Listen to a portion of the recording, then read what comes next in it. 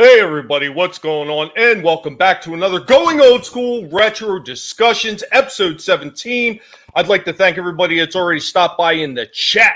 Wookiee Supremacy, Story Man Jack, Brightest Day, the author Stephen Walton, Nelson the Gentleman, Captain Trek, and the Captain's Raid. What's going on, buddy? What's going on? Bone, what up, Bone? Citizen 333. And of course, JJ is also in the chat too. Make sure you all share the link. Make sure you all pass the word on. Oh, Chaos Hoyt, what's up, buddy? How you doing? I hope you were doing well. Yeah, make sure you share that link out. Make sure you pass the word out there because YouTube likes to play the games. They like to try to suppress my channel. But guess what? We are nibbling forward, and we're going to continue, and they're not going to stop us. So today I am joined by a special guest. We've got Drew Taylor, Supreme Heretic. What's going on, Drew? Hey, what's up? If I hear any fucking hop sing jokes from you, man, I'm going to come find you. I'm going to come find you. Well, I'll give you the same advice I gave the Walton. Make sure you bring a step ladder with you. And of course, we are also joined by a regular here on Retro Discussions, and I appreciate this man every time he comes in. We got JJ. What's going on, JJ? What's up, everybody? Drew. Yeah. You have Penny? God! Your order. No time. Honey, you have Penny? You better try to take your man. Love you, bro. Love you. All right. I'm going to get you all back. Just wait. Let's wait. You told Tommy. You told Tommy, man. You didn't say shit about me, so guess what? Yeah. Well, for those of you in the audience, if you're wondering what's going on, these guys are giving me a hard time because I told them at the beginning, I'm participating in the stream by phone as I'm in the kitchen making supper. So these guys are giving me a hard time. I said, Tommy said something like, well, good woman sits in the kitchen. and I told these guys, hey, no jokes, all right? Don't make it like a stereotype. I ain't Hop Sing from Bonanza. So these boys jumped all over that one, as you can imagine. I just got one question for you, Drew. Are you wearing shoes or are you barefoot? I'm wearing shoes, damn you. I'm a man. He got the clogs kicking. This is totally not my fault. This is just what happens when I'm around. Strange things happen. Stone Cold Jeremy, what's going on? Soul Assassin, what up? What's this? Drew's making sandwiches? Oh no. Are you trying to move into Walton's territory? Because I heard that he was like the sandwich king or something. If you must know, all right, folks, I'm making tacos. It's National Taco Day. And I'm going to get down on some tacos. I like tacos. I'm kind of curious what kind of. Can't argue with a good taco. Sorry. Are they battery powered tacos? Oh, what's going on, Chris? Chris. Hey guys, how's it going? It's going. It's going. It's gone. Yes. So before I usually I start off my streams, whatever the major topic is, I always start off with a clip. Today, I actually want to start off with something a little bit different. I want to kind of give a backstory to the Thundercats. So this series debuted in 1985 and ran until 1989.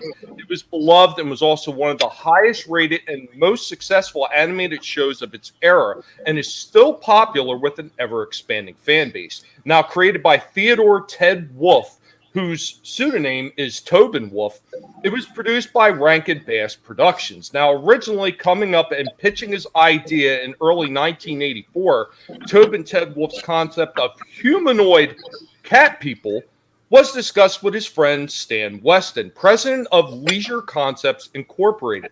Now, Weston took the idea and concept and pitched it to Arthur Rankin Jr. and Jules Bass. they in turn liked it enough to agree to produce the show. Now, there is a bit of a side note here. It's worth mentioning that the animation for Thundercats was actually done in Japan by Pacific Animation Corporation. And of course, in France, the Thundercats were known as the Cosmo Cats. And of course, you know, after the show debuted, and it debuted right alongside the toys, because the original concept that he had for it, he wanted to make a cartoon, but he also wound up making the toy line at the same time. And that was a very popular thing to do at the time: create a cartoon either first or just roughly right before the toys launched to actually be the promotional aspect of launching these toys and getting them into the hands of kids and capturing their minds and their imagination. So these franchises would sell well. I mean, they did the same thing with almost every single one of them. G.I. Joe, Transformers, He-Man. Silverhawks, He-Man, all of them. Every single one of them did the exact same thing, and they did it with great success. Hey, what's going on? Darth Haster's in the house as well. What's going on, Darth Haster? Mike Trout. Hello. Greetings. Welcome, Sci-Fi Nation. What's going on? Well, I hate to tell you, they were drawn in Japan. This is a fact. The feel of the magic, hear the roar. Thundercats are loose. So before I play any of the clips for this, what was your first interaction with this series, Drew? Was it through the cartoon or was it actually through the toys? No, through the cartoon, bro. Because I used to. Oh God, when did Thundercats air where I lived? It was usually in the after school block. So it was about like 3 o'clock. I think it would come on in the afternoon, something like that.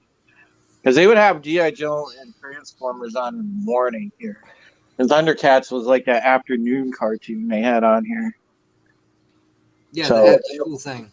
Yeah, so it was so yeah, I used to I remember when the cartoon came out, I'm like, what is this? And then, you know, kind of got into that. It was like a weird thing, like between Thundercats and then after a while when that crazy cartoon, and I know this is obscure to people because they may or may not know about Jason and the Wheeled Warriors.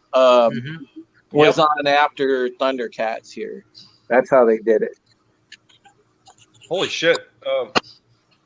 Abraham Lincoln is joining us? Abe? Oh, What's going on, Abe? I was raised in a log cabin. Oh, Jesus. Where do we find these people? Kick 44, what's going on, Kick? So, JJ, same question. Was it the toys first or was it the cartoon? Oh no, I have to echo Drew on this. It was always an after school thing for me. It came on. It was a Fox program here where I live. Usually it was back to back. We had well, I say back to back. This is after it was released. I'd come home and watch Thundercats, Silverhawks. Before that, it was usually the X-Men cartoons, but it was usually an after school thing. And it was different. It was new, and I enjoyed the hell out of it just because of that. You know, it had its own sci-fi thing to it, but the fact of humanoid cat people, if you want to call them that, or whatever you want to call them. Well, that was his original pitch for it. Mr. Yeah, Wolf, it's just so. it fit, but it was I like the show, but better yet, you know, I found this years later. As a matter of fact, just a couple years ago, the Thundercats blooper reels on YouTube. They're hilarious if you ever watch them. Shows the guys all in character talking and whatever, but then they mess up, but it looks like the cartoons are. Look it up if you ain't seen it. But yeah, that's where I pretty much experienced it. You know, I didn't really care about the toys because as far as toys go back then and even now, you know, I'm a Star Wars guy. The Star Wars toys meant more to me than any other franchise. So it was just the cartoons for me. Okay. Well, you know, those toys were actually bringing back the more pronounced 5.5 inch figures at the time. Mm-hmm. because they were trying to get away from the 3 3/4 figures, and a lot of these franchises are coming up with the 5 and 5 or 5 Now, and a half inch figures. Correct me if I'm wrong. Wasn't the Thundercats figures try almost somewhat as far as height and build, kind of modeled after the He-Man, the Masters of the Universe characters? No, not really, because they didn't have the over-exaggerated muscles that He-Man and the Masters of the Universe had. They were actually a little bit more scaled back. I mean, don't get me wrong, they were still beefy, but they weren't as beefy as the Master line was. And they actually incorporated the 5-inch figures. Yeah, the 5 and a half inch figures. Comparable in size, about roughly about the same size, maybe even slightly a little bit taller, because they actually, I think the Thundercats actually might have been closer to the 6-inch range, because they also had a lot of action components to these figures, and that was one of the things that was becoming very prevalent in the mid 80s into the late 80s, that figures have actions. And the original He-Man did too, because they had a wind-up where you would pull the arm back and they would snap back into position with a power punch. Yep. Luffy is God. Yes, you are absolutely right. Same studio, Rankin Bass. They also did Silverhawks, and they had the same voice actors. Yep, absolutely. I'm not sure. I can't remember if Silverhawks was created in Japan as far as animation style is concerned, like Thundercats was. But if you look at them side by side, they almost look identical as far as animation. So even if they were or weren't, it doesn't matter, because they pulled it off. I loved Silverhawks, I really did, because it was more sci-fi, flying in space and lasers and stuff like that. But as far as animation, it looked almost identical. You could see the slight differences, but it was almost identical. All right, Krish, same question to you. What was your first introduction to Thundercats? Was it toys or was it cartoon? Hang on just a moment. Oh, okay. Sorry, I didn't want to cough over the microphone. My first interaction with the Thundercats was definitely the TV show, like the original TV show. And yeah, it just being at the right age for it. It was on at the same time as, like as you said, the X-Men cartoon and Dragon Ball Z and stuff like that. And it was the morning routine of getting up early to sit down and watch the cartoons before school. And yeah, it was. I never really got into the toys because where I was, the toys were just a little bit more expensive than some of the other ones. And so yeah, and it was never something that was really in my available to me. But yeah, I just absolutely loved the show. And then they did the reboot that had the same sort of animation, and I enjoyed that one for what it was and thought that was great. And I tried to ignore the 2D animated version. What 2D animated version? Exactly. I never seen the rebooted one they were talking about. I never seen that. And matter of fact, it's the same thing with He-Man. I didn't see, like, after Space He-Man, because I couldn't stand Space He-Man. When they did the reboot in like early 2000, I think it was like 2002 when they redid the He-Man Masters of the Universe. I didn't see that one initially. I actually caught it on replays because I wasn't even aware that they were remaking it. So it's probably the same thing with the Thundercats. I didn't know that they were remaking at a time, so I kind of missed out. Is that actually playing anywhere on any kind of streaming service? Because I know the original Thundercats, the last time I checked, it was still available on Hulu. So yeah, I don't have much in the way of streaming services, and I honestly just haven't looked to see where it was. Last I checked, it wasn't really around. It wasn't like anything people were talking about. The internet market seemed to be more focused on the 2D version and how that's so revolutionary and diverse. Yeah, it's ridiculous that they always got to take in that direction because they just fail to realize why everybody loved the franchise to begin with. I mean, if they look back on the original, what they found exciting about it, what they enjoyed about it, they'll know how to actually bring these franchises back. Now, I heard that they're trying to do that with Silverhawks. Whether or not they're going to do it right, I'm not sure. But the guys actually did say that they have a lot of respect and a lot of love for that franchise. So even though Silverhawks didn't get much of a swing the first time around the bat, maybe they'll do better this time if these guys truly do love the franchise and they bring it back. But we'll have to see. I mean, yeah, but Kevin Smith did say he loved He-Man up until it turns out he doesn't actually have any interest in He-Man. Well, actually, here's the funny thing, though, Chris. Kevin Smith had said years ago, prior to him even being considered for the Masters of the Universe Revelation reboot, he had said on his old show, Comic Book Men, that he did not like He-Man at all. He didn't care about it. So he coming back on the same later show, on he also lying. said that he loved it. So that's the thing, is that he gets baked and says things and doesn't know what he said, because he's also said that he on his show that he did like it and that how wonderful it would be to do it, and how doing it from a different perspective would be great because the story's already been told. Luffy as God says figures were in stores about a week after the pilot aired here in Norway. Mad Mardigan, I was watching stuff on your channel and realized there's a lot of people I don't know in and around this community. I don't think I knew anyone in that clip you posted. No, that doesn't surprise me, man. That's part of the disappearing fan base that you got going on. No, I'm just joking. No, Tommy, I just looked. Hulu does carry the still 85 Thundercats. They also carry the 2011 Thundercats. Oh, really? And I'll have to check that then. And if you have, a live TV service with Hulu, they also offer Thundercats Roar, which I think that's the newest one. Thundercats who? Never heard of it. Yeah, me neither. I just looked it up. I was going, what the hell is this? But it didn't have a year behind it, so I couldn't tell you when it came out, or if it's something new. But yeah, they still offer Thundercats over on Hulu. All right, awesome. Son of a Red Shirt, welcome. I'd like to get a timestamp of those two separate Smith interviews, see how close to getting the job he was when he said he loved He-Man. I distinctly remember him saying he was never a He-Man fan. He absolutely did. I remember seeing the clip from Comic Book Men where he said that, because he was actually talking to Ming. It was on the after panel of the show, and he said that he didn't care for it. So, Steve. What's going on, Steve? Welcome. What was that one he did with Ralph Garman? Show that he did with Ralph Garman, Hollywood Babylon. I believe it was Hollywood Babylon. He was talking to Ralph, talking about how much he loved He-Man.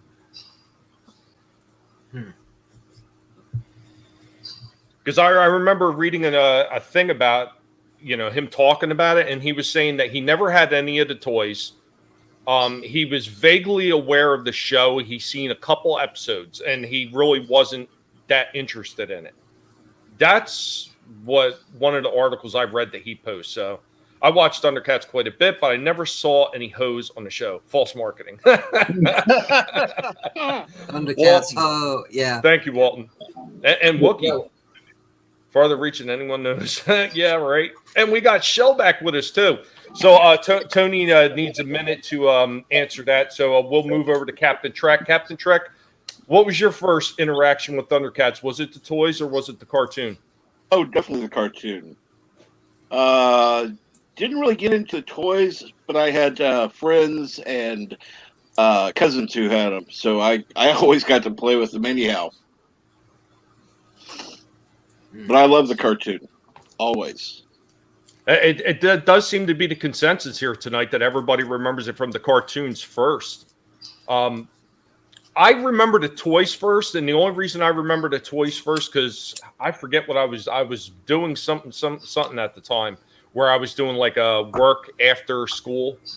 So I didn't always get to see the episodes right away. I would always catch them on replays, but I remember because my brother had a few of the figures, like he had the Mummer, and I brought it back from my father's house. He had Mummer. I know he had Lino at one point and Panthro. I don't remember if I found all those figures, but he did still have a few of them.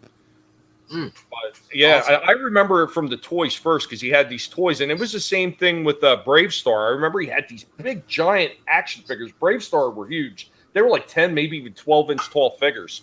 And I remember his figures first before I actually sat down with my brother and was watching the cartoon with him one day. Because, my parents didn't take any interest in really in what we were watching for the most point. You know, I mean, they knew what we were watching, but they didn't really watch it with us, and they didn't take any interest. And I took a lot of interest when my daughter was growing up, watching all the cartoons, because she was little, like Johnny Bravo, Courage the Cowardly Dog, like all that weird stuff. But Powerpuff Girls, yay! yeah, she was into that too. Sorry. God, what was the one with Mandy and Death? I forget what that one's called. But yeah, she was going around with Death, basically, in the robe and the sickle and everything. So yeah, Brave Star. Yeah, I actually brought back both of the figures from the house too. He had both Brave Star and Tex Hex, which was actually really cool. I didn't really own any Thundercats figures. Grim Adventures of Billy and Mandy. Yes, absolutely, Brightest Day. Thank you. And Steve says Brave Star was awesome. Shellback. Oh, wait a minute. Tony's ready. We'll go with Tony first, and then we'll go to Shellback. Tony, what was your first interaction with Thundercats? Cartoon, toys? Cartoon. I was born in 1982. So it's been a long time since I've actually seen the Thundercats, but I used to, that was my childhood, watching He-Man and Thundercats, and later got into Ninja Turtles and stuff, but definitely the cartoon. I had a few toys too, but yeah. Yeah, a lot of those toys for the Thundercats, some of them were very hard to find, even though, that was the one thing I think, and I'm going to get into that when I get into the breakdown of actually the toy lines, but that was one of the things I think Thundercats did right, is every year that they put them out, and they only ran for 3 years, but every year that they put them out, they always put out the base figures again every single year. So somebody was, new to the franchise and first started collecting, they would be able to get all the figures. Now, granted, there were some of the side figures they didn't reproduce every single year, but like the main cast that you would always see in the cartoon, you were always able to get those figures. And I thought that was something they did right, because they didn't do that for G.I. Joe, not initially. They damn sure didn't do it for He-Man, unless you're talking about the remakes of He-Man and Skeletor. But those first two figures, like later collectors, they weren't able to get them. They had to get Battle Armor He-Man, or what was the one with the like slingshot looking thing, Whip something He-Man, Terror Claw Skeletor. They had to get those. They couldn't get the original one. So Right. I remember I had a Lion-O, and I think I had a couple other, but I never had like an entire wave of Thundercats characters. Like I was able to collect the original Ninja Turtles when those were new. I remember April O'Neil was really hard to find. But I never got to collect all the Thundercats like that. That would have been nice. I didn't know they were re-releasing them every year like that. Yeah, every single year. Mike Trout, take care. Thank you for coming. I appreciate the subs. Stone Cold Jeremy, what up, Stone Cold? When my nephew was young, I would look after him. He watched those cartoons as well. Courage, Grim Adventures, Cow and Chicken. Yep, there's another one. So on and so on. Yep, absolutely. Small time. Welcome. The Thundercat action figures were solid, as you could use them as a weapon. Yeah, and a lot of those old toys were like that. Those things were tough as hell. Shellback, what do you got to add on to this one? About the same. I grew up watching the show, along with, a lot of the other classic, cartoons. I don't remember ever having any Thundercats toys, but yeah, the show was one of the ones I watched, religiously, as a kid, along with, just all of the good ones from back then, I'd like to be able to find them all on DVD or something. That was one of the things I did pick up when I was up north. I stopped in an FYI store, and I managed to pick up the old Voltron series, the entire collection. Nice. And they actually had, I don't think it's the complete series, but I think it's like maybe the first series of it. The Voltron Vehicle Force was part of that. Yeah. And a lot of people always forget about the vehicle force, but yeah, I mean, yeah, like Thundercats. That it's like I said, because of my brother, I seen the figures first. So just for anybody who wants to get those feels back, we're going to play a small clip. I've actually got 2 different clips. I'll play the first one now. I'll play the second one later, just to get those feels going again about this franchise.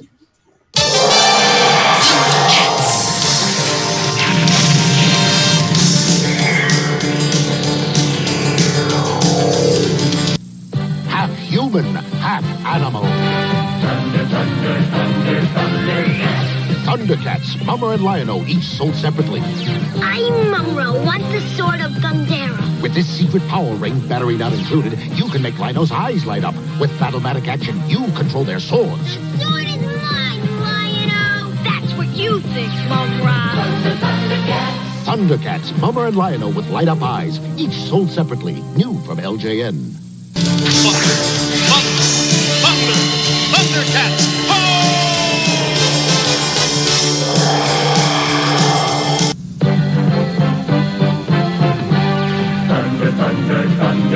Introducing the evil mutant warriors, Ratero, Vultureman, Groom the Destroyer, battle against Lion-O and the new Thundercat allies, Hachiman, Snowman, Tuska Warrior. The battle is on for the Sword of Omen.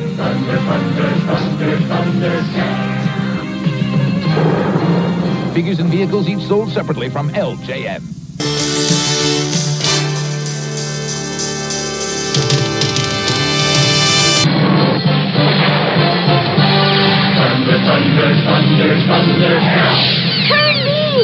Thundercats Cat Flare. Will Cat Flare's electronic laser beam destroy the mutant vehicle? Laser! Direct laser hit. Cat Flare's doors are blown open. Back!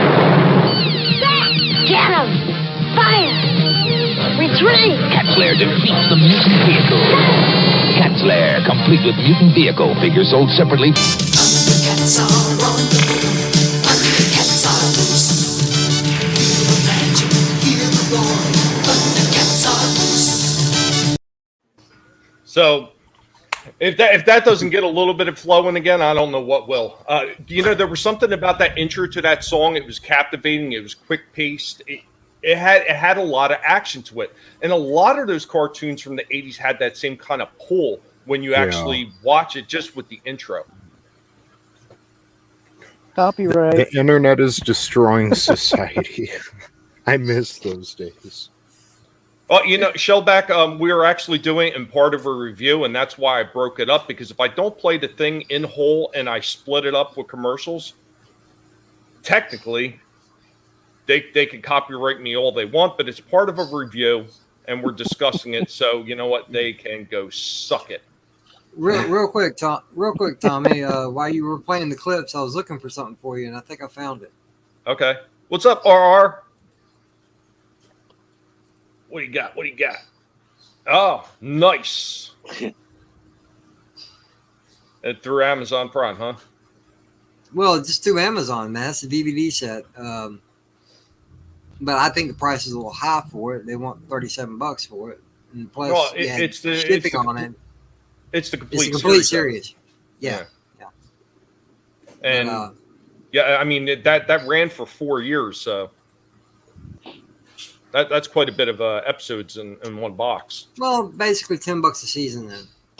After you put shipping and tax and whatever they want to add on to it. But yeah, great show. A lot of great characters. Yeah, that Brightest Day theme song is still the best. Yes. Well, it ain't nothing. You know, ain't nothing like. You don't really get those types of feels with the opening theme song, because you know a lot of us felt it back when we were younger, man. You know, with G.I. Joe and with Transformers, Mask. You know, it had a lot of great openings. And if you want to break into real world television, also, you know, whatever night it was on and whatever channel it was on, you know, it was like Knight Rider and Airwolf. You know, it had those intro themes that just kind of grabbed you and just sucked you in. and Thundercats did that, with me because it just pulled me right in. I was stuck right in front of the TV while the TV show was playing. It's like the X-Men theme. If you Yes, hear exactly. it just like you go, yes, that's that theme, and it rekindles all that nostalgia. Well, not only that, but once you heard that theme, you knew exactly what show that was going to be. There was no mistaking it. Oh yeah, you knew it was coming. Oh yeah, I think that's lost on a lot of these newer shows. Like when you see stuff like even Agents of S.H.I.E.L.D., you can hear that intro, and unless you're actually looking at the screen, you might not even know what the hell that show is. Right, unless you watch it regularly and you know it.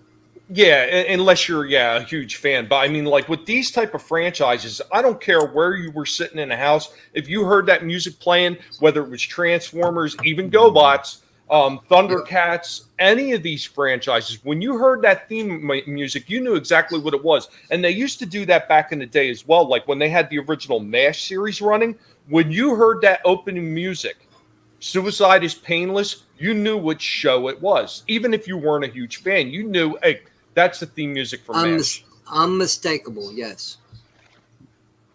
Yes. I was kind of salty, though, because they said Thundercats are loose, and they never showed Chitara getting around. They couldn't show it all. They couldn't show it all. And I seen some people talking about some of the figures. RR said the Thunder Tank was cool. Yep. Hey, Drew. Not going to lie, that Cat Slayer was a bitch to put together. And I seen somebody else was actually talking about Kit and Cat, the two Thunder Kittens. Wily Kit and Wily Cat. Wily Kit and Wily Cat. Yeah, that they were actually pretty hard to find.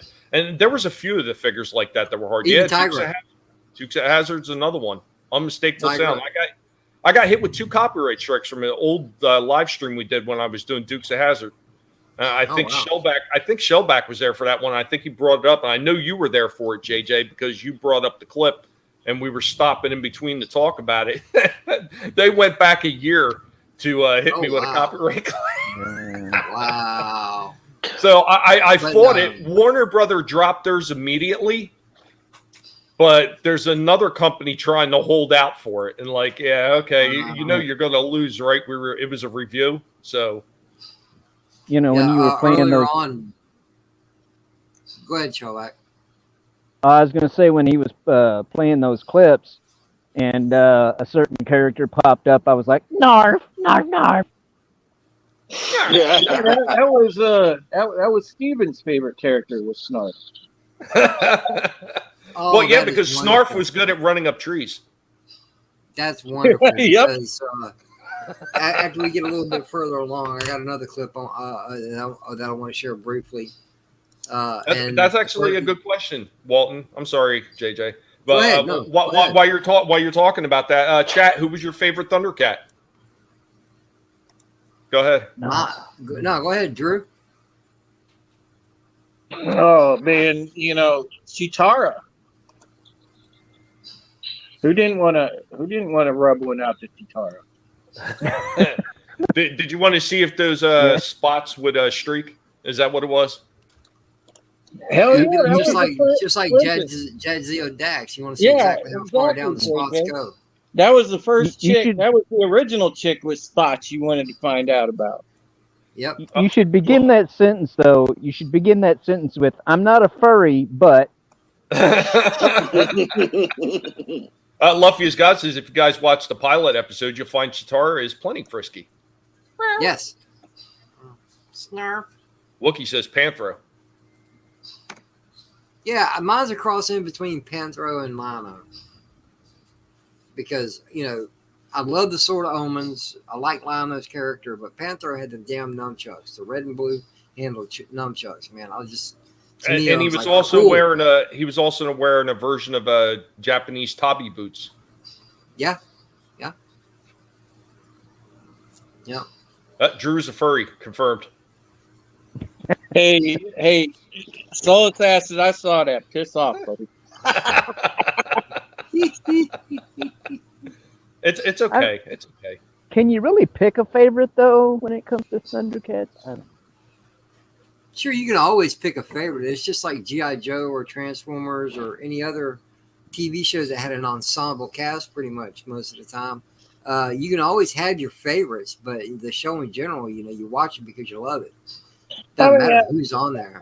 I mean, yeah, it was cool. Like I mean, I like, besides Chitara, I mean, I like Panthro and Lionel, and Mumra was pretty fucking cool for a villain, man. I mean, he was a badass, and because you had a badass like heel to fight against the babyface Thundercats, and it was awesome because Mumra, he felt powerful. It was good writing, though. You know what I'm saying? And that's what was so cool about the show, was because a lot of the scripts and everything, I mean, they were written well. They weren't like just hollow scripts.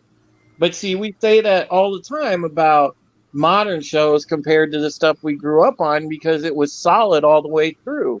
The stuff that we watched when we were kids, because my God, I mean, think about it, you guys. Like, just because Steven mentioned the moral lessons that we got out of it, but it's also like, I mean, if you think back, God, those shows told us so much about life, and a lot of these cartoons. I mean, think about some of the G.I. Joe plots, man. They were based as heck. They literally, it was predictive programming for stuff that happens now. It's crazy, and that's I think a nod to the quality of writing back then. People were based as hell, and a lot of these shows like red pilled us even before we were all red pilled. Yeah, absolutely. Stone Cold Jeremy. Most of the chat is pro Panthro. Absolutely. Stephen Walton also said this, Drew. Hashtag furry Drew. Yeah. Stieg is the only one that actually said something different. So, for some weird reason, when I was a kid, I liked the Snowman best. Okay. There was a few episodes with the Snowman. They actually made a figure of him too. That's cool. His name was the Snowman of Hook Mountain, and that was actually the toy name too. So, Mumra was badass. That's weird. I don't remember that. Tiger, yeah. Just like the little robotic I'll throw- Ewoks. I'll throw in a vote the for Snarf. Okay, Snarf needs some love. I'll throw a vote for Snarf. Snarf. The Burbles. Yeah. JJ. Them things were weird. Because when I saw it, that was the first thing that came to my mind. They're just robotic Ewoks. What the hell are they doing?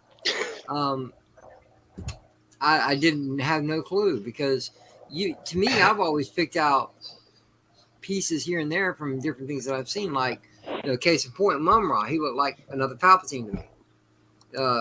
He's all in a cloak and everything and mummified, but when he comes to power, he breaks bad. So it's, the similarities were there, but not only that, if you remember, the differences were more prevalent. Well, not only that, but I'm going to play, part of the Mumra scene where he transforms. I actually have it in the second clip, and there's lightning in there too. Another kind of like hint to like Palpatine. Steve says, those shows taught me that if a woman attacks you, it's okay to whack her with nunchucks. Oh, I mean, come on. That was so great about the old shows, though, because, like, seriously, like, you had, like, these female characters, whatever, and then they would get big for their britches and step into a man's world, and they'd cross that line, boy, and you could just see, the male character would just whap. Yeah, but everybody, we're talking about everybody except for one person, man. Tigra, man, he had this whip with 3 balls at the end of it. Walton mentioned him too. Tiger was badass, though. He could murk somebody while invisible. He was a 3-knot wonder. And Zachariah, what's going on, Zachariah 315? What up? And R also mentioned Groon's battle with Jaga. Yeah. Yep. Jaga. Man, he was awesome. He was the Obi-Wan character. So, Steve, cartoon or toys? What was your first introduction to it? Commodore 64 game. Really? Yep. What? Yeah, there was a Commodore 64 game. A friend of mine had it. And then later on, we realized, hey, there's toys too. We must have them. And then we saw the cartoons. And little does everybody know. I'm gonna go ahead and let Steve's secret out now. You know, he's on YouTube right now. He's in StreamYard right now, thanks to his Commodore 64. I'm using my Commodore 64 for StreamYards. Yeah, man. Good job. Takes 2 hours to load StreamYards on 15 cassette tapes, but it works. Okay. Nice. How you doing, Steve? I'm doing quite well. Just got home from an evening walk. Took a walk along the harbor and stuff, and then I saw, I have a link. I will cool. it. Good to see you, my friend. Good to see Likewise. Luffy as God also added, taught me that Chitara wasn't a cheetah, she was a cougar. Lion-O was still a boy inside. Oh. True. You break it down like that, that's very true. What's going on, Darius? Darius, what's up, man? But man, there's so many things that I actually talk. I want to talk a little bit about the toy line itself, real quick, and then I want everybody just jumping on their thoughts about it. So this series was produced right after the cartoon was actually finalized and it started to air. So it was produced in 1985, and the first series of Thundercat toys released consisted of Lion-O, a young Tigra, Panthro, Chitara, Mumra, Sly, Monkeyan, Jackalman. It also had the Thunder Tank, the Sky Cutter, the Nose Diver, and then there were other things such as the Astral Moat Monster, the Sword of Omens, and the Big Wheel Thundercats bike. I always thought that the big wheels were more of a trike, but they always have them listed as a bike. So, and then they listed them as a pedal bike. Like, okay, how many bikes don't have pedals? Like, motorbikes. Yeah, but that's it's technically some of the older mopeds. Actually, they make those now. Yeah, the big wheels. Yeah. No, the bicycles with no pedals. You know, for like kids who are just learning. You know, so they just but push themselves along. That's in the description though. That's the difference. It's a powered bike. Yeah. When you just say a bike, the presumption is it's got pedals unless you say it's powered. Right. So. Dude, I love those. Unless you're a motorbike enthusiast. I'm sorry, Chris. What was that? Unless you're a motorbike enthusiast, then a bike is obviously a bike. yeah. To me, a bike is a bike, regardless if you pedal it or if it's a motorcycle, motorbike. That's what we call it. It's a bike. Unless you wanted to go back about 20, 30 years. Oh, I got a dirt bike, or I got a 10-speed, or I got a beach cruiser, or I got a Kawasaki or something. You know, it's just people nowadays. Oh yeah, I ride a bike. Yeah, it's simple. Keep it simple. JJ, you rode a 10-speed, didn't you? Yes, sir. I was a 10-speed guy. Yep. I needed to get where wanted to go, so a 10-speed was the best way. It got there faster. Oh, Green Machine! I always wanted one of those. Wookie. I thought they were so cool the way those handles were. They were like the tank handles to steer with, because they weren't like a traditional big wheel where it was like a bike, a regular bike handlebar. Yeah, the Green Machine had those levers. They were a little bit harder to power slide though. That's all right though. When I was like, I think 11 or 12, I definitely stuck with the BMX style bikes. I had, actually got a freestyle bike. My first one was a dyno, and then I got a Diamondback like a couple years after that. Hell yeah. I had a Diamondback and a Mongoose. Those were awesome bikes back then, you know, for I'm gonna go ahead and say for young adults, not necessarily children, young adults, because even I don't know if your Diamondback had it, Drew, but mine did. had the setup in the neck to where the handlebars would twist all the way around with no tangles. Yeah, I had that, dude, because like Yeah. it was a freestyle bike, so I had it came with pegs and the whole 9 yards, dude. I had everything. You know, I didn't have pegs. I thought it made it look sissified. Because I read like the freestyle magazines and shit. Because I'd actually go to try to learn the damn tricks and everything too. But anyway, I want to say hello to Snow Dub real quick. What's going on, Snow Dub? Cotton Snow Dub, Connection what's in up? the house. What up? But tuck and roll, baby. Yeah, tuck and roll. Where's Puff? Yeah, where the fuck is Puff? So besides that first series of toys, then of course they continued the series of toys in 1986. I'm just going to run through the last of these. So 1986, you had Lion-O, you had Tiger twice this time in this line. You had an old version of Tiger, and you also had the young version of Tiger. You had Panthro, Chitara, the Tuska Warrior, Hachiman, Snowman of Mount Hook, Mumra, Slife, Monkey and Jackalman, Rataro, Groon the Destroyer, Vulture Man. Then you had the companions this year, and this was based from the TV show, Wily Kit and Wily Cat, Snarf, Mummut, Burble Bill, Burble Bell, Burble Bart, the Berserkers, Hammerhead, Cruncher, Top Spinner, and Ram Bam, which sounds very much like Ram Man. Then you had the vehicles, the Thunderclaw, the Hover Cat, the Mutant Fist Pounder, and then the other things you had were the Cat's Lair, Mumra's Tomb Fortress, the Mummy Mumra, which I think came with the Tomb Fortress, and Plush Snarf. And then the last year that they were produced was in 1987, and it actually brought with it a limited production of the newer and final wave of the figures, which makes them actually highly collectible, highly sought out. So the figures in the final wave were Lion-O, the Old Tiger, Panthro, Chitara, Tuska Warrior, Hachiman, Snowman of Mount Hook, and then the newly released and rare figures of Bengali, Pumra, Lynxo, and Jaga.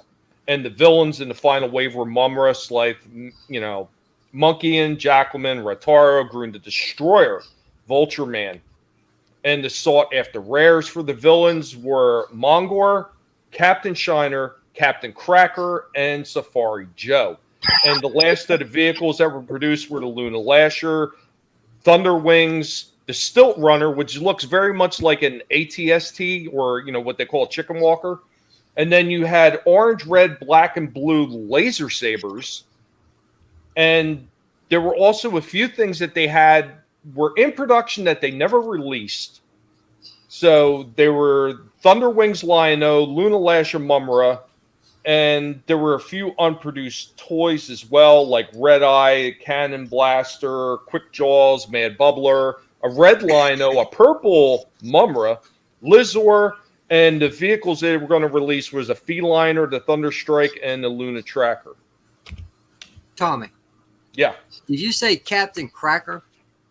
That's what it sounded like. Yes. Captain Cracker. Awesome. This is when they didn't care about that stuff. They weren't worried to be upset. Yeah, Safari Joe.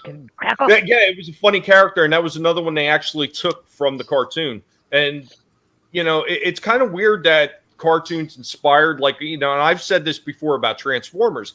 Like, almost every single character in 1986 Transformers the movie was or the inspiration for the toys, and not the toys the inspiration for the cartoon.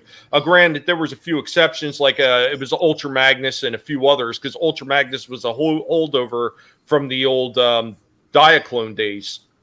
But yeah, like this was another one. This show actually inspired more toys to be made, and He-Man did the same thing. He was in a special episode by himself. He was a safari hunter, almost like a mercenary type of guy for hire. Yeah. And he was going after the Thundercats. Yeah. Yeah, I had that figure. Captain Cracker and the Saltine Brigade. There you go.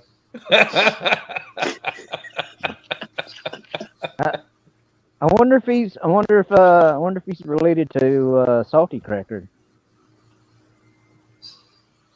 I'm just curious. Is this a character that the band Cracker got their name from?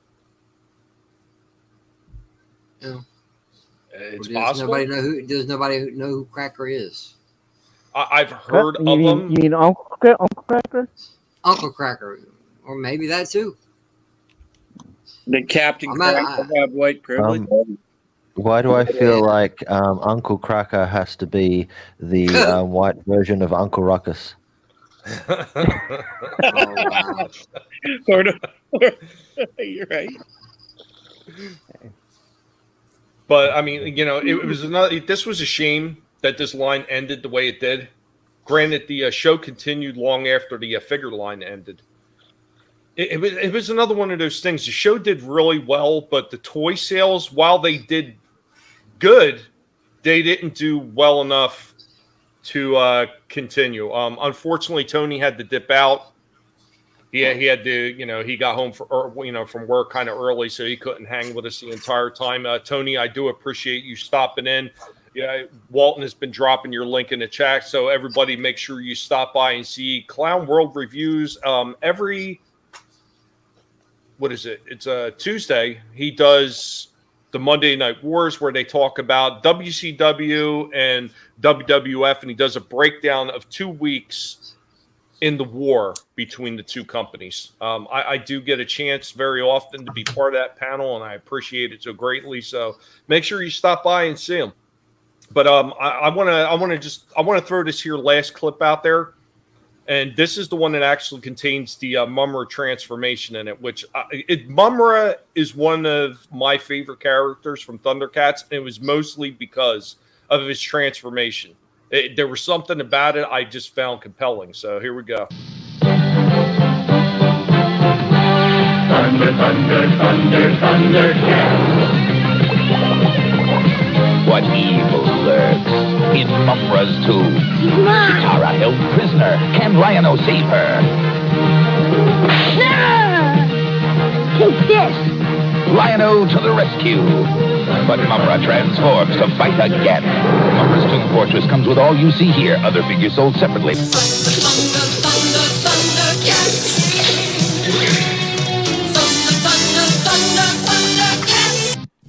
The Sword of Omens, safe in the hands of Lion-O, Lord of the Thundercats, fighting to keep it from Mumra, whose wicked eyes light up with a secret ring. Thundercats take to the Thunder Tank, transforming to resist the evil mutants. Who will win, good or evil? Now you can decide. Thundercats by Rainbow Toys.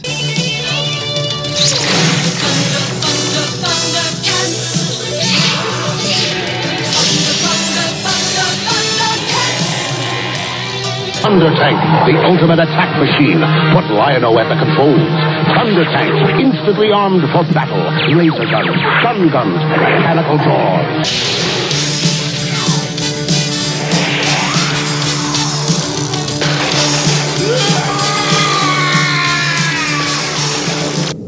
Ancient spirits of evil, transform this decayed form to Mumra, the ever-living!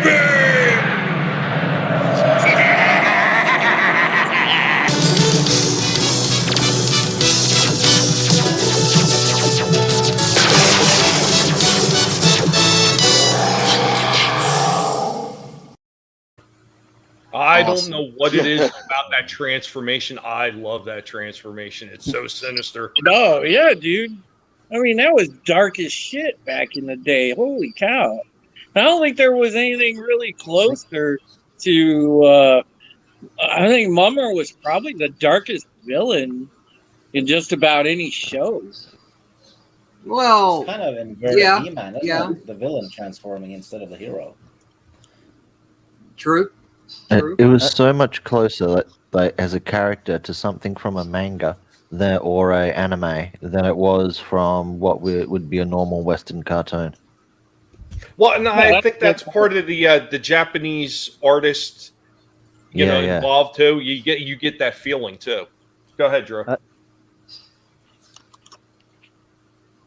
Well, no, I was just saying he had a good point about that because that was something that you really didn't see. That's what kind of made the villain in Thundercats unique.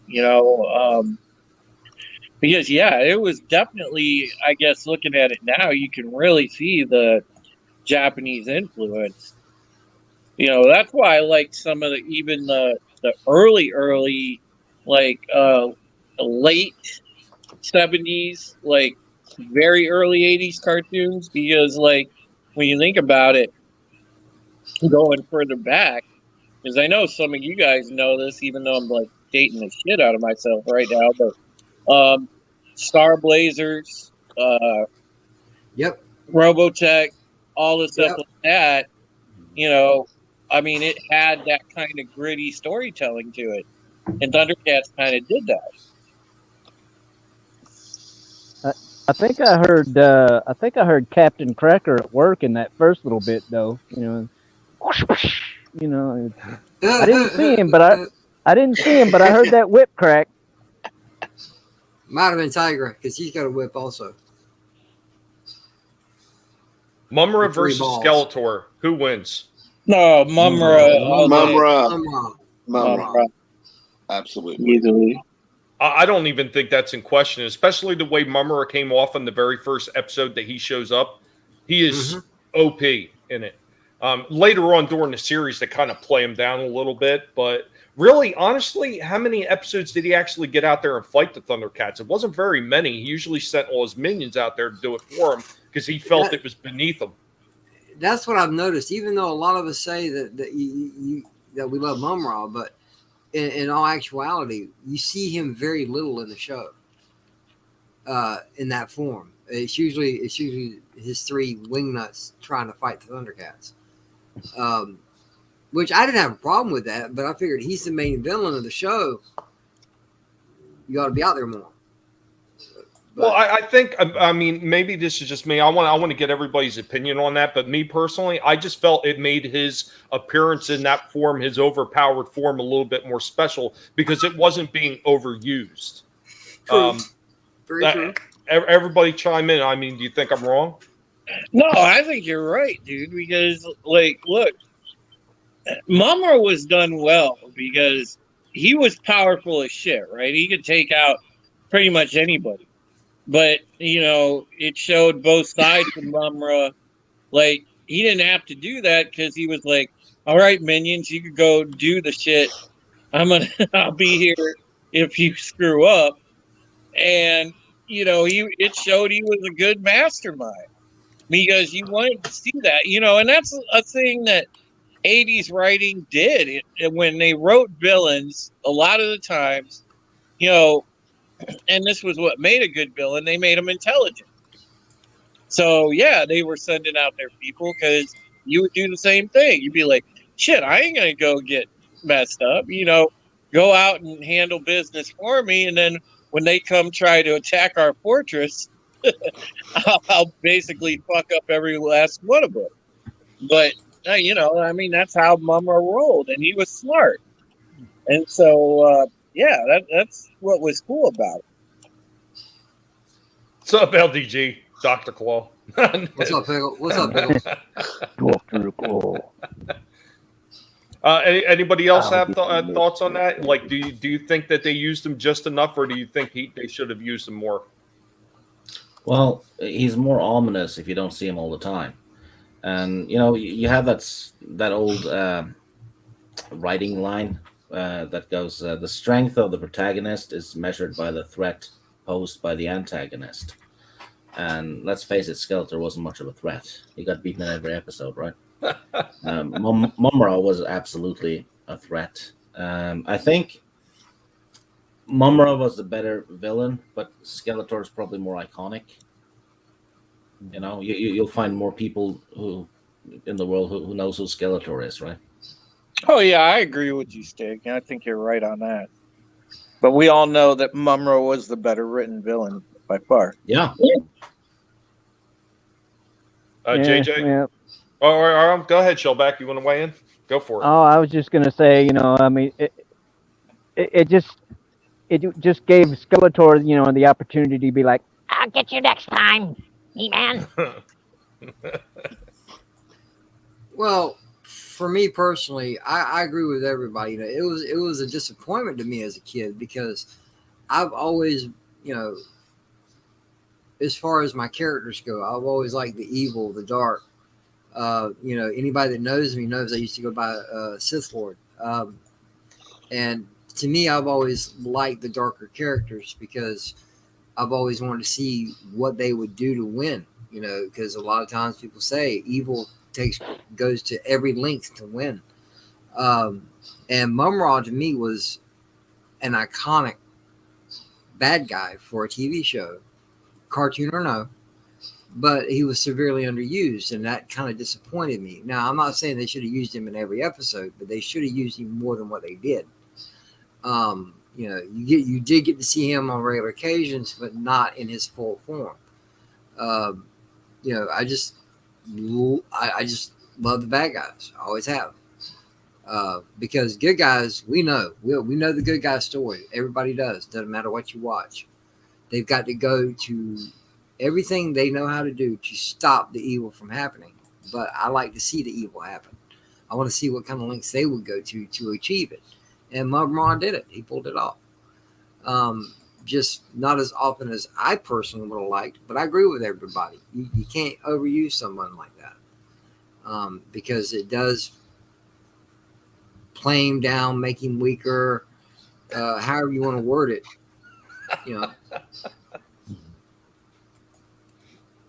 Oh my God! Please tell me you are lying about that one. Oh wow! That's dedication. Yeah, it is. Nice. it grows back. It grows back. Well, that's like saying I melted my face off for Skeletor. No, no. Well, we'll get that in a minute. Well, Walton. I you want look to great get around now, the though. panel. Chris, did you want to weigh into that? I mean, do you think he was used just enough, or do you think he was underused? Well, the problem with a OP villain is that it can get to the point where, like, what's the point of them fighting against him if they use him every single time? Then it gets to the point where what's the point of fighting against such a powerful villain if you can't, like, he's just so powerful. And then if they do beat him, it becomes ridiculous. But if it's sprinkled in there and he's sort of like, you use the pawns to play the game, and then your finishing move is the big gun, then that sort of, it works. It makes a good sort of system for a story. Gravity to it. Yeah. But with the shaving your legs and taking your face off for Skeletor, there was actually a kid who cut 2 of his fingers off to be a Ninja Turtle. Yikes. Okay. And this is why you always gotta pay attention to what your kids are watching. That's dedication. Yeah, you can't right let there. the TV raise the kid. Captain Trek, what are your thoughts on that? My mind just went to the kid cutting his finger off. Oh my God, that's just sick. No, as far as the use of him, I think that they could have done more as far as a shadow figure. See him in the shadows transforming, but not necessarily show him. And then because showing him too much, you lose the power, you lose the effect. Be like, I try to think of an example, but anything, one time it's just great, it's dramatic. After 10, 15 times, not so much. Yeah, and I think that's where Skeletor kind of got lost in obscurity as not being like a very good villain because he, like you said, he's always getting his ass beat every single episode because they felt like they had to pigeon him into every single episode damn near. I mean, granted, I think there were a few he wasn't in, but for the most part, he was there almost every single episode, and he was getting his ass whipped all over the place, even by Hordak when Hordak showed up. So, well, with Skeletor, to me, I've always said I've never been a big He-Man fan, but every episode that I have seen, Skeletor to me was always like a comedic villain. Like the comedy had to be there. It's like no matter how big of a villain he was, they still made him look like a villain in a kid's show. Where Mum-Ra was completely different. So Walton actually has a question for everybody. So chat and panel too. Who was your favorite cartoon villain from the 80s? Your absolute favorite? I can answer that right off the top of my head, and you probably already know where I'm going to go, JJ, and probably Drew, probably Shellback. Well, damn near probably everybody here. I would have to say Megatron. Yep. Mine's a cross-up between Megatron and Destro, actually. Oh no, we lost to Drew. He might be done cooking. He might be heading to his PC right now. Drew probably hit little Drew against the phone and knocked it out. It happens. He probably hit the phone with his walk. You never know. Real quick before you get into that, I want to read this one real quick. To cut off a couple of fingers to look like a Ninja Turtle. Cowabunga! Oh God, I would say for mine is probably Destro. Destro and the. Yeah, but what about Cobra Commander? I don't know. I got sick of his voice after a while, man. Well, you know what? It was like because it was the same guy that did Starscream. Yeah. Luffy has got is that he is going for Mumra hardcore. He's telling Aura he's an Egyptian money surrounded by Egyptian gods. He's human, and if he wants rent for the Thundercats to keep living on that planet, is that wrong? You're blaming victims here. Shame. He's going to bat for Mumra. I can't blame him. Yeah, there's like landlords. They're like people too and stuff. Pay out, bitches. No. I think I have two maybe unusual ones though, because it's kind of tied. Tex Hex from Bravestar. Okay. And Flintheart from DuckTales. I was a huge fan of DuckTales. Okay. Anybody else? That is definitely weird, but hey. Yeah, I know. I did like Shredder. Oh, I forgot about him. Baroness. There you go, Captain. I'm changing mine to Baroness because puberty. Yeah. there was something great about the Baroness. Just can't put my finger on it. Or maybe can I? You know what, Walton? Unicron was badass, but Shockwave. They did not do Shockwave justice as far as the Sunbow comics. I mean, the Sunbow cartoons go. If you got to go to Marvel Comics and you got to look at the original Marvel Comics bio of Shockwave. He was a lot more sinister than they made him in the cartoon. They made him as this, I'm going to listen to everything you say lackey. And the same thing with Soundwave. Soundwave was looking to blackmail every other Decepticon in the ranks. He was a lot more sinister, and he was not a yes man. But they portrayed him as such in the Sunbow. I mean, I think that was one of the things that Sunbow got wrong. Joker. Yeah. don't get me wrong, and nobody hate me for it, because most of the Bayformers movies, the Transformers movies, the few times they showed Soundwave, I liked the character, but they could have done him more justice. Well, they could have done all the characters in the movies more justice, but even at the beginning of Bumblebee, when they tried to show the Gen 1 Transformers there, it just did. Shockwave wasn't done justice ever. And he was, and I agree with you, Tommy. Shockwave was the only other one that turned into a gun, right? Well, no. Oh God, what was his name? He was a six changer.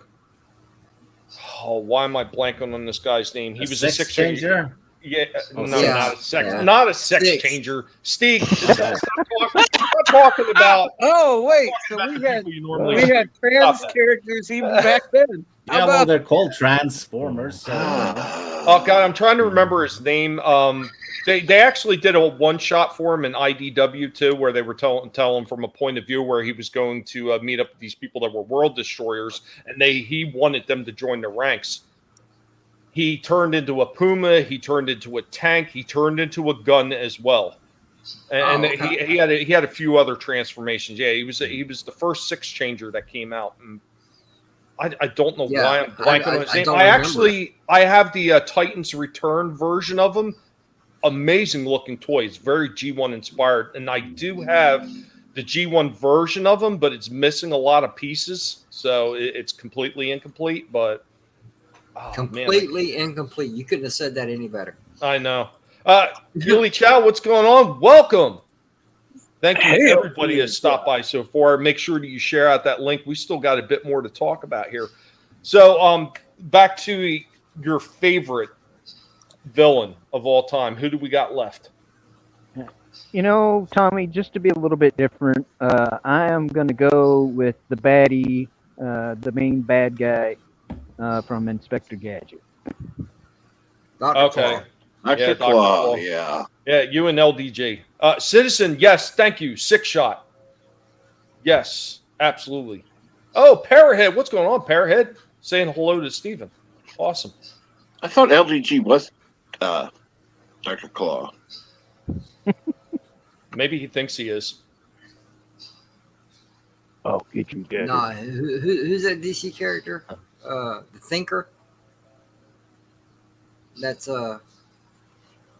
LDG. He's the Thinker. What wasn't it? Well, there was the Thinker, and there was also Brainiac too, right? No, because Brainiac knew everything. The Thinker thought he knew everything. Mm-hmm. LDG is kind of like a mixture of both. He's a thinking Brainiac. Or is he a Brainiac thinker? I don't know. But, I was hanging out over on Jesse Miller's stream the other day, and he did a stream called Shopping with Weirdos, and he was looking for a new computer desk, and I found LDG's computer desk. It was actually there. It was a nice looking bench, wooden bench, whatever you want to call it. But it had a setup on it. It had 6 fucking monitors on it. I'm like, yep, there's LDG's desk right there. Be careful about talking about wooden benches, because Steven's in the chat, so I'm not worried about get him Steven. excited.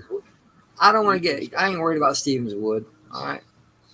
No, Steven gets the wood. Whatever. I just want my damn coffee. I don't give a shit. Just give me my damn coffee. I don't give a damn about the wood. Walton, thank you for continuing to drop Tony's link in there. If you could, I don't have Captain Trek or TWTG's content. He does. He's dropped it. He's got it. Yeah, he's got it. Okay. Because I can only see what I'm seeing on StreamYard, because unfortunately I can't have YouTube open right now because of my lousy internet.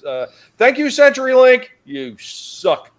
But thank you, Steven, for dropping all our links in there. I appreciate it. Yeah, some of us are actually in the description. I know I got Drew's in the description. JJ, you're in the description, and Curtis, who's always usually dropping the links for me, I had him in the description as well. I think I might have one other person. I forget who I put in there. I'm always having problems with the internet trying to get everything done ahead of time. I did get all my clips done ahead of time, so I wasn't last minute waiting to get that done. At least I actually had that done a day in advance for a first time ever. So there's an easy way to do that. I know you don't have all the time in the world, just like most of us, but whenever you're done with your stream today, go ahead and get started for next week. So that way you'll be ahead of schedule. because it might actually take you that long to do it, with your internet and stuff. Well, I was kicking around a few ideas, and I'd seen Thundercats pop up in the chat a few times, and it was actually one of those ones that I was planning on doing not only a cartoon review but a toy review of as well. And I kept meaning to get around to it, and then for some reason it just kept getting pushed back, because something else came up first. So, it was just one of those things that I just didn't get around to. Yeah, CenturyLink's horrible. They're terrible. They are absolutely the worst. Oh yeah. Oh my God, forgot about Gargoyles. Yeah, somebody else had already mentioned that. Soul Assassin. Eliza Maza from Gargoyles. That was another show that my brother watched. I didn't really watch it much because I was already working by then, because there's an 11-year gap between me and my brother. So, and here's a funny thing. I was actually talking to somebody about that. My oldest child, which I don't talk to anymore, is closer in age to my brother than I am to my brother. There's only a 9-year difference between my brother and my first child. Oh, damn. But, oh, yeah, you're talking about movies. So that was actually something else that was announced for Thundercats. A film was announced back in June of 2007, and it was set for release in 2010. It was greenlit, but it was never produced. And as of yet, they still haven't gone back and talked about if they're going to do it or what they're going to do. A live-action Thundercats? Yeah. See, if they did it right, it may be a phenomenal movie. But as with everything else that we get these days, it's going to be so CG'd up, it's going to be hard to enjoy. I think it's possible for them to do it right, but they got to get the right people on board. Before we continue, Drew has to bounce out. Drew, thank you for coming by. I really do appreciate it. But let me tell you something, Drew. There's one thing about people bouncing out here. Where do you think you're going? Nobody's leaving. Nobody's walking out on this fun, old-fashioned family Christmas. No, we're all in this together. Where the hell you going, Drew? I do. I got to bounce, but I thank you for having me on, Tommy. And man, it was a fun stroll down memory lane, brother. And that's why I like this show. It's good because we can remember the things that were actually good, and that is so needed right now, because that they're trying to make everybody forget. And as long as we can keep all this stuff around and let people know the cultural icons that we had, the great entertainment history that we had, well, I think that's a worthy thing, man. And what you do with this show, Tommy, is so good, dude. So I appreciate that, Drew. I do. I appreciate you stopping by, and I appreciate you saying that. I mean, this is one of the things that I wanted to do with the show. I wanted to bring back those memories of years past. I wanted people to remember why we love those franchises so much, because when you get into this ridiculousness with the culture war that's going on, you got to know what the roots are. What are you fighting for? And whether it's just a franchise or whether you're fighting in politics, you got to start from somewhere. You got to start from someplace simple, someplace from a childhood memory, something that you remember fondly when you look back. And that's one of the reasons I started doing this show, because I wanted people to remember those good times. I wanted them to say, hey, you know what? This stuff is worth fighting for because it means something to me, more so than these idiots that are out there destroying these franchises today. And Soul Assassin wants to know, what's her name, Drew? The woman making you leave us. Oh, it ain't that. It ain't that, man. But I appreciate everybody in the chat. Without y'all, there isn't any of us. So appreciate that, and all my brothers on the panel, man. JJ, it's good seeing you, bro. Hope. Hey, take care, man. Don't be a stranger. Come back. Yeah. Come back and talk with us some more. Yeah, and Stieg and Captain Trek and Shellback, take care of yourselves, brother. TWTG, I'll see you around, man. Thanks. Take care, JJ. I mean, True. Well, hey, no, don't call me JJ. He's the better looking one. Hey, before you leave, Drew, your avatar picture, you look like Tong Po. First I break your friend, then I break you. But anyway, man. take care of yourself, bro. We're Take gonna care. have to like clown around and do some of the some of our old favorite movies and shit too from back then. And then you guys give me a real hard time. JJ does Drew. random movie talks on Wednesday. I do a random movie review usually every Wednesday. Oh, there you if I go. can- You could do one with Tong Po in it. Then you give me a real hard time. Well, no. If I can get Slasher to come around and do it in a couple of days, we're supposed to.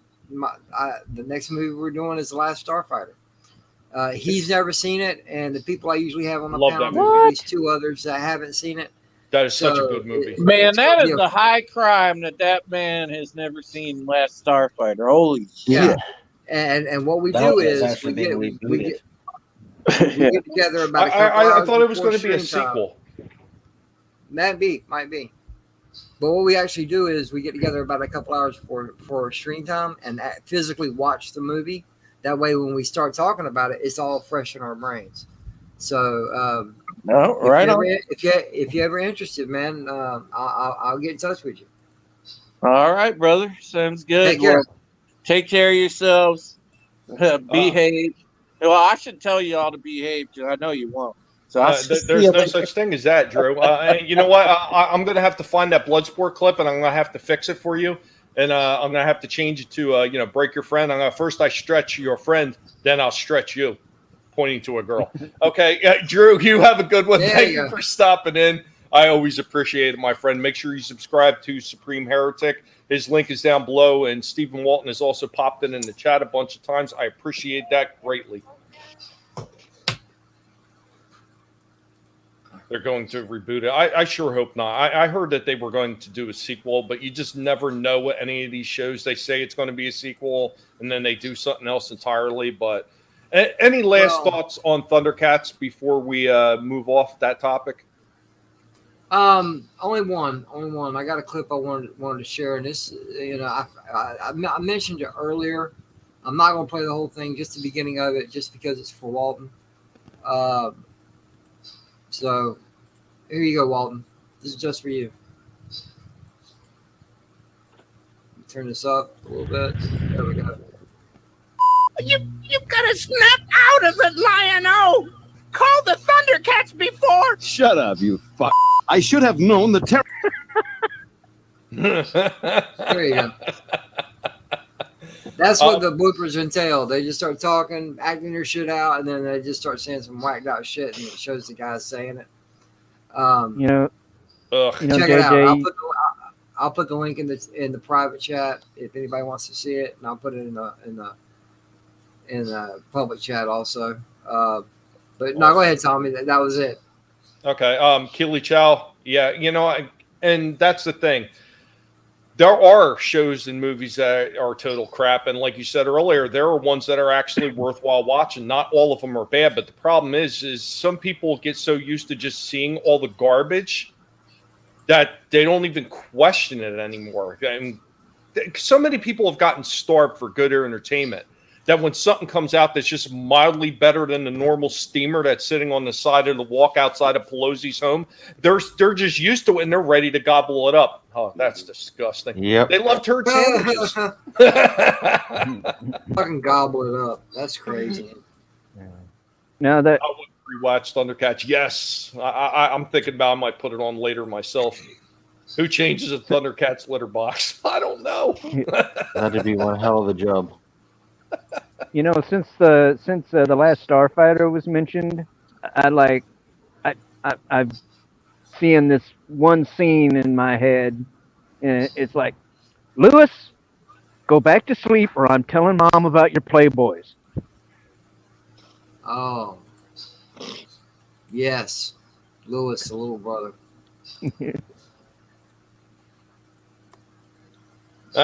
Steve, you were talking about Brave Star earlier, and I did see a few of the episodes. I didn't see a whole lot of them. That was another show. It was like more my brother's era. I caught a few of them. I obviously I seen the toys that he had too. Was there something like particular that drew you to that cartoon? Yeah, I was reading a lot of Western books at the time, and Brave Star was a space western thing, so I just got drawn into it right away. Did you guys see? Did you see many of the toys or no?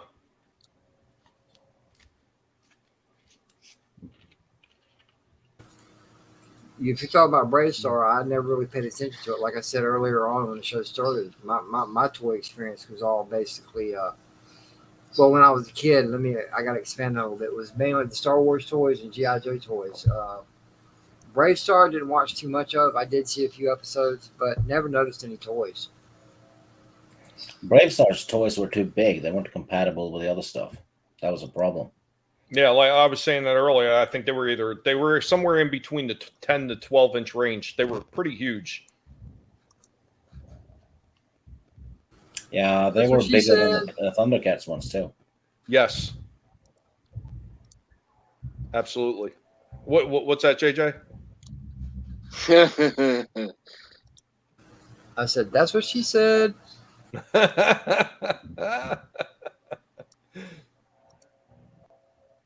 Yeah. They did one cool thing. They tied the Thundercats, Silverhawks, and the Tiger Sharks into one universe. I'm still curious to see where they're going to go with the Silverhawks.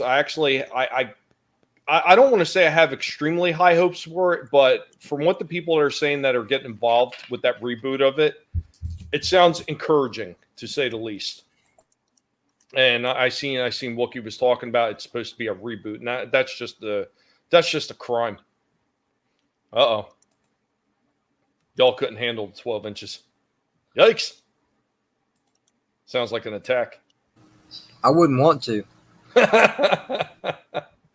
Snarf changes a litter box in that episode. He's talking about Wily Kit and Cat when they get grounded. He had to change her litter box.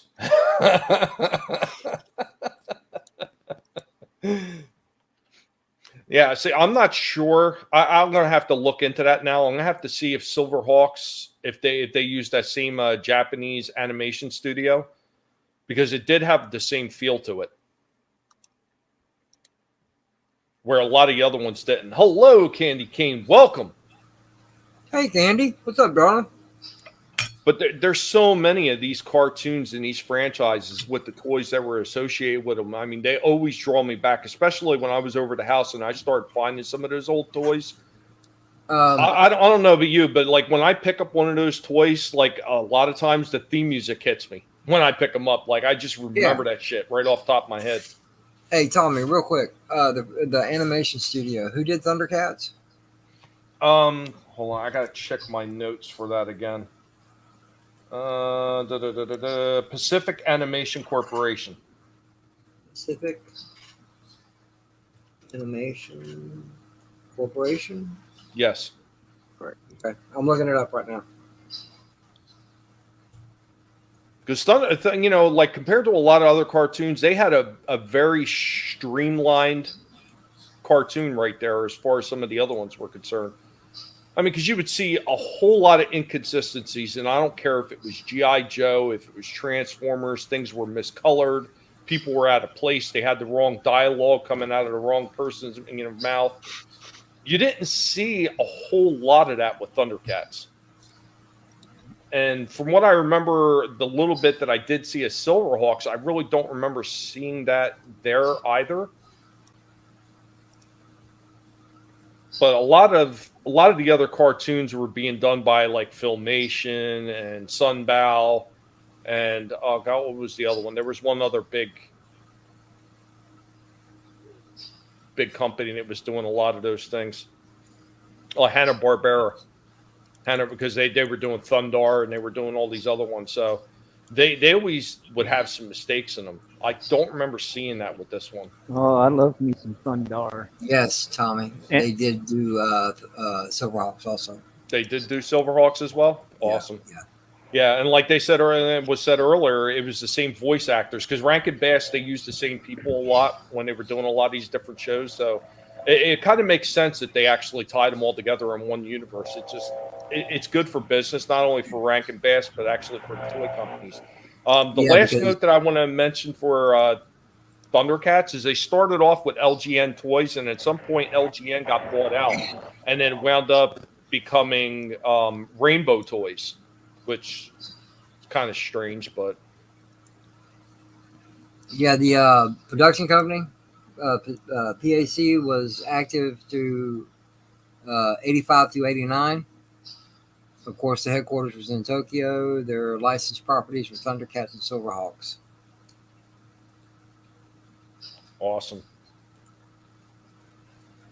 I think that was one thing that Rankin Bass, I don't think they got enough credit as an animation studio. Well, not so much animation, because they were more like a production studio. They had other people do the animation, and they had all the voice actors that they had hired on to do all the voices and everything. I don't think they ever got enough credit for the amount of work that they put into these franchises.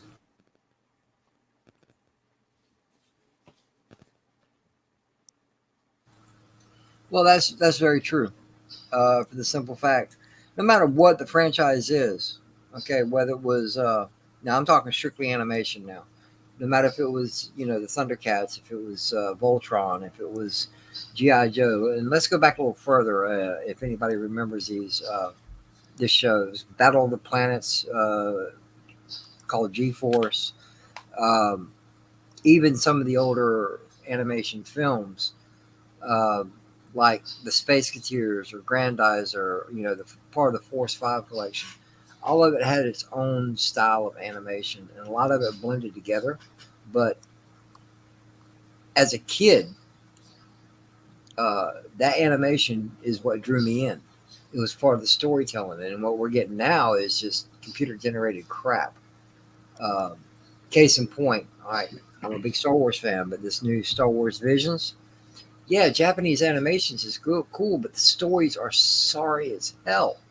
And the design elements like that umbrella saber and the scabbard for the lightsaber, and don't even get me started about them standing on a Star Destroyer in space having a damn lightsaber fight while she throws lightning out that turns into tendrils and wraps around the girl's lightsaber. I mean, just so ridiculous. I just don't understand how people could say.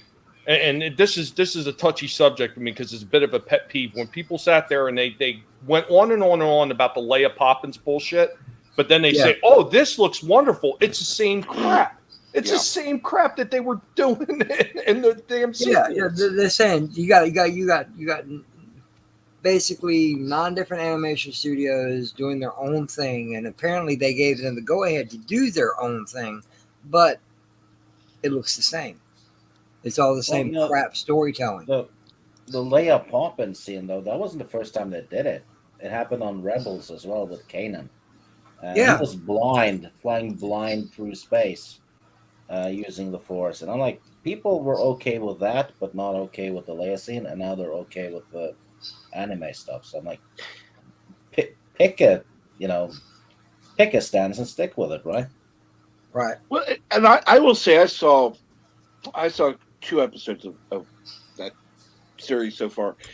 I liked the stories, but they just weren't Star Wars stories.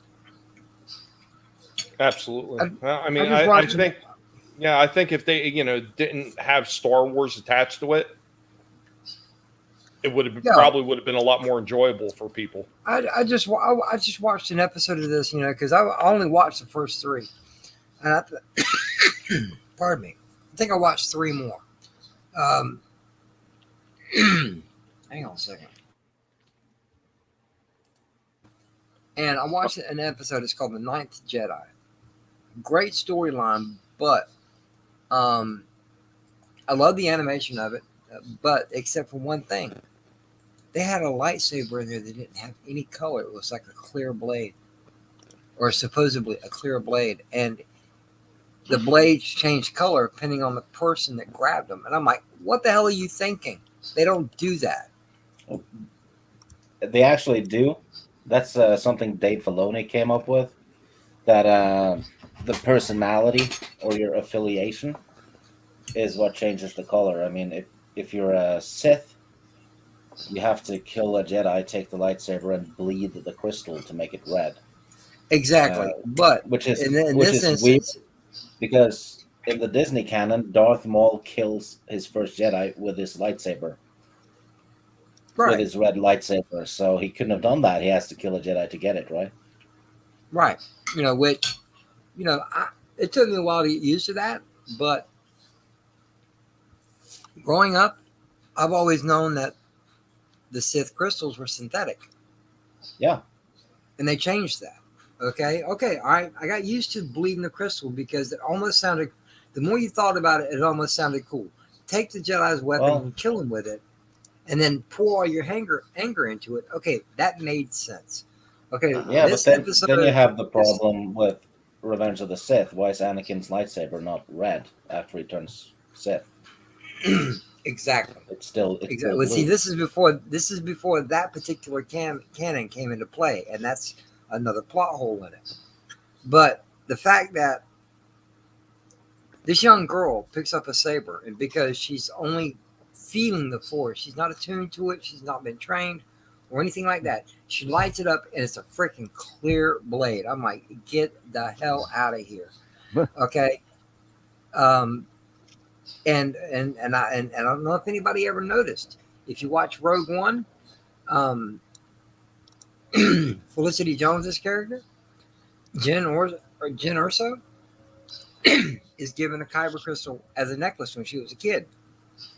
It was a clear crystal, and if you were to ignite it, it would be a white blade, not a clear blade, a white blade. It's just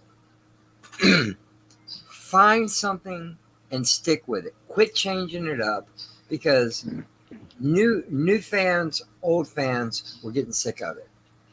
Well, I mean, that's the thing. They're doing a lot of this stuff now, JJ, is they're doing it for one simple reason, because people think, and I'm quoting some of the people that I've seen that love the sequel stuff, and they love the stuff that's in this Visions. They're saying because it looks cool. That's the only reason that they do it, because it looks cool. Like, okay, whatever, Most movies and shows these days are based on because it looks cool. The graphics, did you see the graphics and the people who are in it? Oh my God. Not the story, not the acting. It's other things. It's like people are not caring about the story anymore. It's all about how pretty it looks. Right. Yeah. Bleeding crystals, though. Bleeding crystals. I mean, there's a menstruation joke in there somewhere. Yeah, of course there is, Showback. Well, yes. With Disney Star Wars though, the old canon, old EU doesn't matter, right? Fair enough. No. But at least stick to the movies, because the George Lucas movies are canon and Disney canon. So at least stick with that, right? Shouldn't be that hard. If they need to go back to episode 3 and digitally alter it, turn his blade red. Yeah, but that would just. Yeah, I mean, I don't know. Anakin did kill all those kids with his blue blade. Yeah, exactly. So according to Filoni, Anakin's lightsaber should be red. Yes. At the very least, when he killed all those sand people, it should at least turned orange. Yeah. If it reflects the inner state of the wielder, like they're saying, then Anakin's fall to the dark side should have been a dead giveaway, because his lightsaber would turn more and more red. Well, it's a mood ring. What is amber? Yeah. Is amber considered orange, or is that yellow? That's yellow, right? It's yellow. Okay. It's yellow. Yeah, because I was going to say maybe it could work like a stoplight. Like it turns amber first and then it goes red. Yeah, it's like when you get an amber alert. Amber could be lightsabers are now either stoplights. one. That's great. What's that, Shellback? I said amber could be yellow or orange or whatever, because say on your vehicle, your turn signals, they're orange, but they're referred to as amber. But anyway, They're not going to stop until they have a rainbow lightsaber. They already have one. I did a thing that right would here. be fabulous. Yeah, laughing out loud reminds me of the rainbow lightsaber that one of the street dancers had in one of your recent videos, Tommy. Yeah, I did that short video for that's what Disney wants as their new Star Wars fans. Yep. Oh my gosh, I want a rainbow blade. A razor blade. There we go. No, Awesome. I'm Listen, I'm it's trying to pathetic, man. remember though. I'm trying to remember that from Rebels, because I'm one of those people. I enjoyed Rebels. But I'm trying to remember. I'm trying to remember that episode or whatever that Stig was referring to. But I I don't can't quite. remember it, but I'll have to go back and Yeah. look. Yeah, I know it's in When the last Darth Maul it's in the third flushed season. him out the airlock. Darth Maul flushed Kanan out the airlock. There was after Maul had blinded him a few episodes earlier, which was also I think it all depends on the. I think it all depends on the situation. You know, like as when in relation to Leia, you know, there was an explosion. She was knocked out. You know, and it. You know, it. So you gotta kind of like put the circumstances in there too. You know, it's a Jedi, using the Force to pull him or herself from A to B. That's not too far fetched. I'm not. They kind of I'm do not. that when they jump high in the prequels. Kind of the same thing. I'm not excusing the scene. I'm not excusing the action, but it's clearly if you didn't know the character of Leia Organa, okay, you would completely miss it. But before the whole bridge is exploded, you know, and Akbar and everybody and her is sucked out. Okay, you look at her. She knows what's about to happen. She takes a deep breath and closes her eyes. Like she knows what's about to happen. Well, she doesn't know. Like I said, I'm not saying that I forgive it, but it's noticeable what she's doing. Real quick, Citizen 333. I know I've actually seen those quotes by Lucas, and I've also seen other quotes by Lucas where he says that he uses a lot of the stuff from canon or from the EU. He actually said that a lot of that stuff that he used from the EU should be considered canon, and there were quite a few books that he took elements, stories, characters from, and he incorporated into the prequels. Right. Yeah, and that quote is from when Lucas was asked about writing. So part of the quote is missing. Actually, he was asked about writing, and his universe in terms of writing is the movies. He's a movie maker. He's not a novelist. No. And you know, I enjoyed Rogue One. I did. I enjoyed it, but that story, and Stig will be able to, you know, back me up on this. That story belongs to Kyle Katarn. Yeah, and Jan Ors. Yep. Which is kind of ironic. I mean, the one movie most people don't have that much problems with is Rogue One, and that's the one they ripped off from the EU. So, I mean, why not just use the original story? There's no reason why you can't have it. Well, because Kyle Katarn had a penis. Yeah, Citizen penis. 333. So does Cassian Andor. Yeah, Citizen 333, right, absolutely right. Yeah, Coruscant was first introduced in Heir to the Empire. A lot of people do get one thing wrong though. I've seen people actually talk about Kashyyyk, and they said, "Well, Kashyyyk came from the EU." No, it did not. No, it's from the first time. It came from the Christmas special. Mm-hmm. Yeah, there as well, but it's also mentioned in the novelization of the first movie. For the first movie, movie, the moons of Iago that Anakin talks about in Episode 1, that's from the EU, and pod racing. Only it was called speed racing in the EU. It's from the Droids show actually. Mm-hmm. Speed racing on Alistair. I remember watching that one too. The speeder racing, yeah.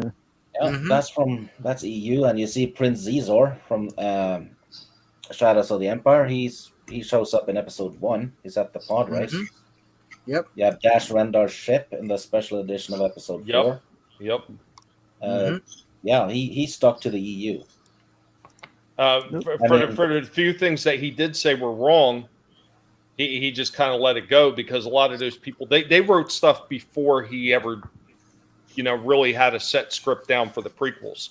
So there was a few things. I know we talked about this one before. If you go back to the Bounty Hunter Wars, during that, it's talked about Boba Fett had his ship commissioned to be built over at Quat Drive Yards. And we find out by the time of the prequels, no, that's not true. Django Fett actually acquired it when he was in a prison, and it was called the police fire spray.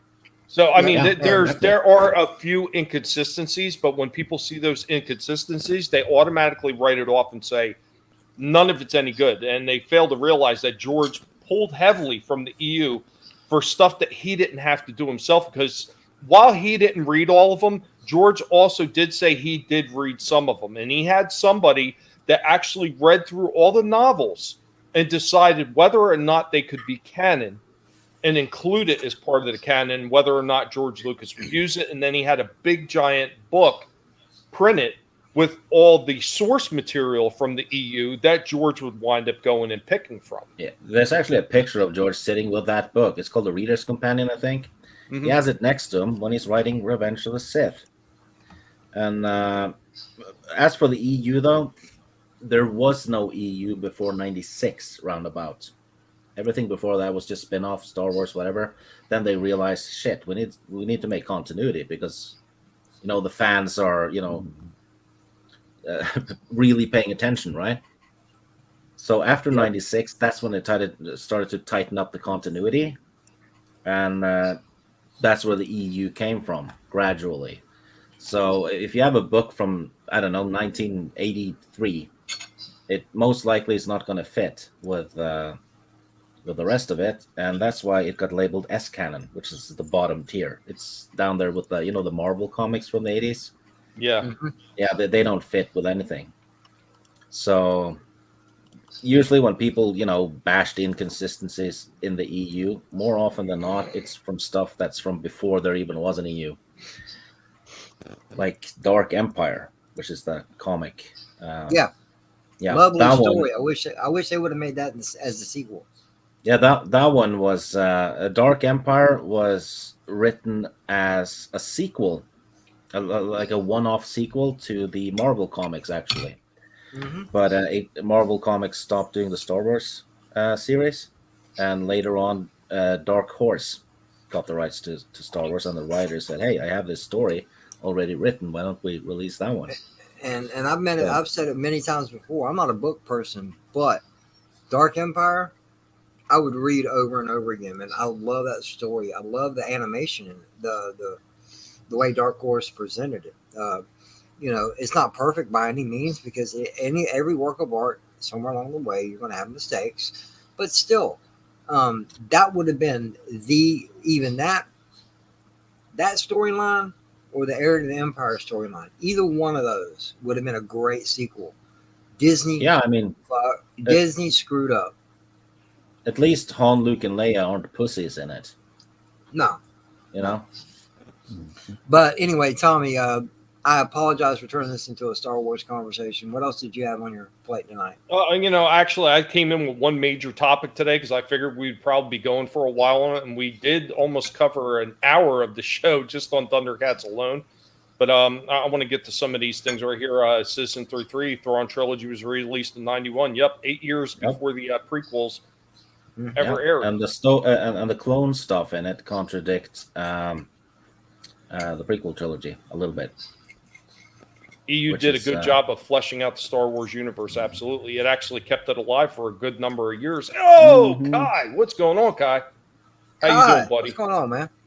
Well, something else. Dark Empire was a good story. Go ahead, Shellback. Something else that kept Star Wars alive is the tabletop RPG. Because me and that's one thing that's in my experiences. I don't know about anybody else, but I had a group of friends and we played this Star Wars, which back then was all you needed was a D6 or regular dice. They didn't have all the the 20-sided and the ones that look like pyramids and all that crap. But we did also, play D&D or AD&D and, Vampire Masquerade and all that, all those tabletop games. So I actually have something cool to tell you about that, Shellback. the D20 role playing game system, made by West End Games. George Lucas had all those books sent to Star Wars writers as lore books when they were writing novels. Nice. It was their source material. So all of them got all the West End Games books, and and they were told, stick to this. If you want to know how hyperspace works, this is it. So if I had written one Star Wars book, I would have gotten those books. Damn it. Mm-hmm. Yeah. Now you know, Stig. Yep. And knowing is half the battle. Yeah, those old RPG books that Shellback are talking about is they're so detailed in lore and accurate that George sent them to the writers. I still got my second edition Player's Handbook. If I remember right, it's the one that has Vader on the cover. They're probably worth a lot now. I got a friend of mine who plays the tabletop miniatures game, and he's got some humongous detailed ships out of this.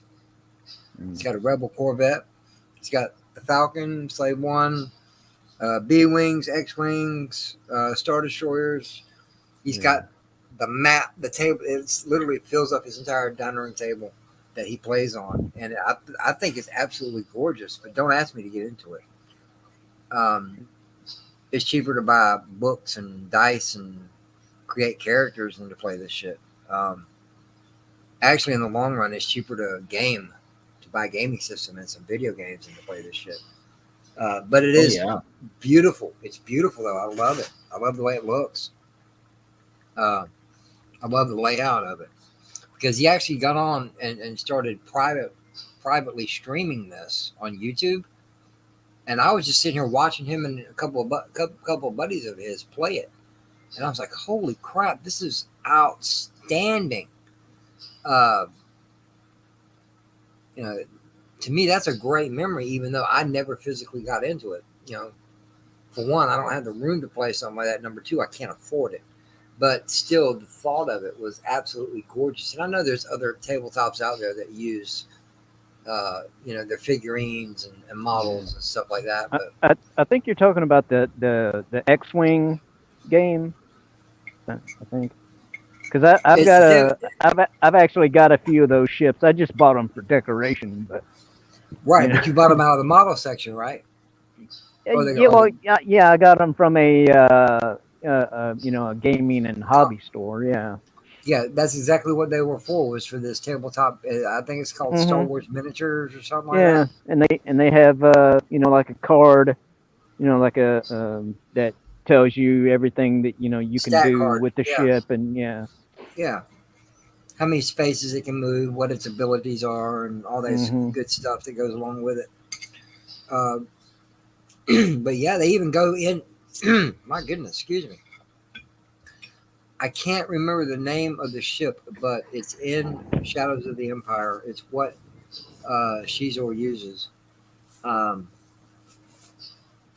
Scorpion Craft or something to that effect. Steve, you could help me better with this. Don't remember, actually. I'm terrible at remembering ships. But do you remember the ship? Is something what it looks like?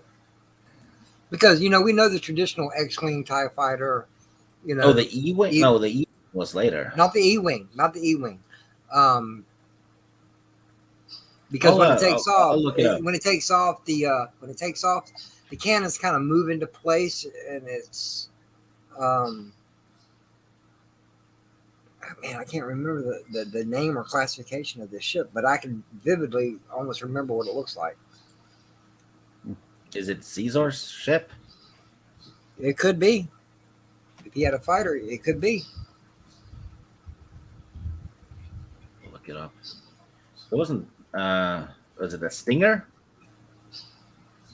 No, Stingray, maybe. Not the Stinger. No. No, the so Outrider. That's Dash's ship. Is it the Virago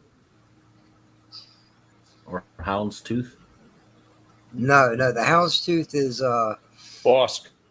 Bosk. No, actually, the houndstooth I think is IG-88. No. No, IG has IG 2000. Okay, all right. See, that's I get those. There we go. Soul Assassin, the Star Viper. The Star Viper.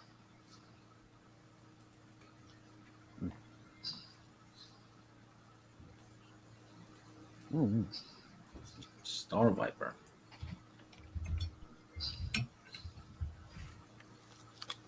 Did they ever make any of the ships for oh god, what's the name of the Sung Vong? The Yuzong Vong. Yuzong Vong. Because I just started rereading the Truce of Baccarat again. Probably like the third time I'm going to read it. It's been so damn long. Because I've blown through about every other novel that I have. Well, the Yuzon Vongs are in the New Jedi Order books. Are they really? They have organic ships. Yeah. Well, I seen that they, in this one they were talking about how they were stealing the life essence from beings to power up their ships. Yeah, that's the what was it? Sun Took or whatever they call it, Sure Took, something like that. It's not the Vongs; it's a different species. The Star Viper. It's very similar. It's from what I remember, I think that's supposed to be very similar to the design of Boss ship, the Houndstooth. I think. No, or am I the Houndstooth is completely different. Because on the cover of the Bounty Hunter Wars, the Volume 2, where Boba Fett takes Boss ship, they got a picture and the ship looks something similar to that. That's the Houndstooth. That's the Houndstooth. Yeah. Okay. Yeah, that's one of the ones I've got actually for that X-wing game. Well, the Houndstooth or the Star Viper? Yeah, the Houndstooth. Yeah, the looks like a damn brick. Yeah. I like that toilet tube.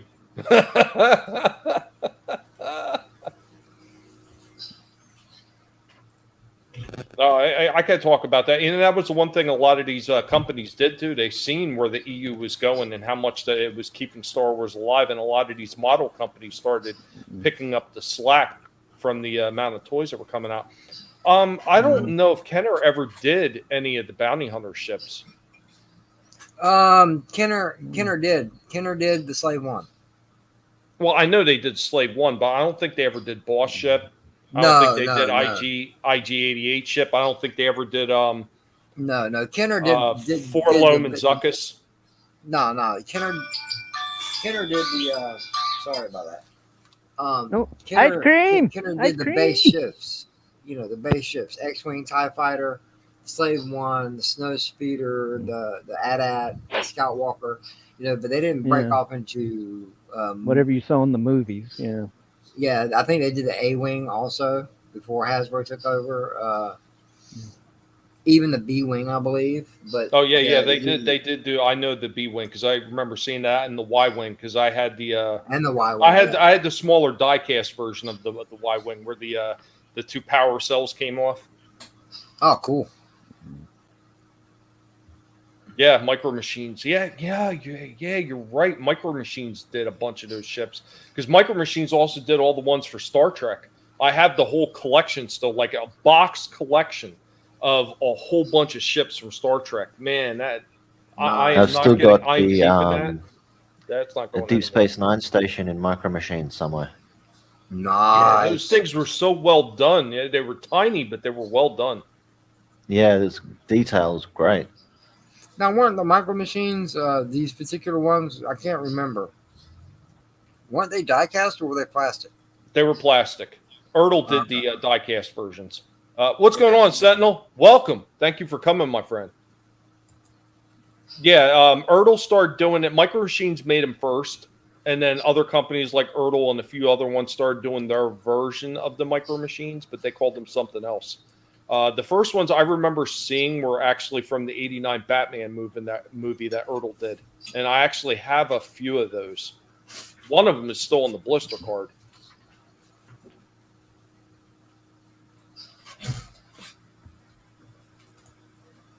Did you see Patman QC's mini documentary on Kenner Star Wars? I did not. I did see the one from Toys That Made Us. Most of them are all pretty similar. They all follow the same storyline. They pretty much got the facts from the same place. So Strange Lucas didn't do the bounty hunter ships. He did everything else from the movies. He did an action figure of the droid that fixed Luke's hand. Yes, the medical droid. That was I actually have that one still with his little it almost looks like a wand that he uses to do medical procedures with. 1B. I have that damn thing. 2-1B. 2-1B? Yep. Okay. Yep, 2-1B, because the one on Echo Base in the Empire Strikes Back that was next to the Bacta tank was FX7. And then you had the protocol looking droid that was a medical droid. He was 2-1B.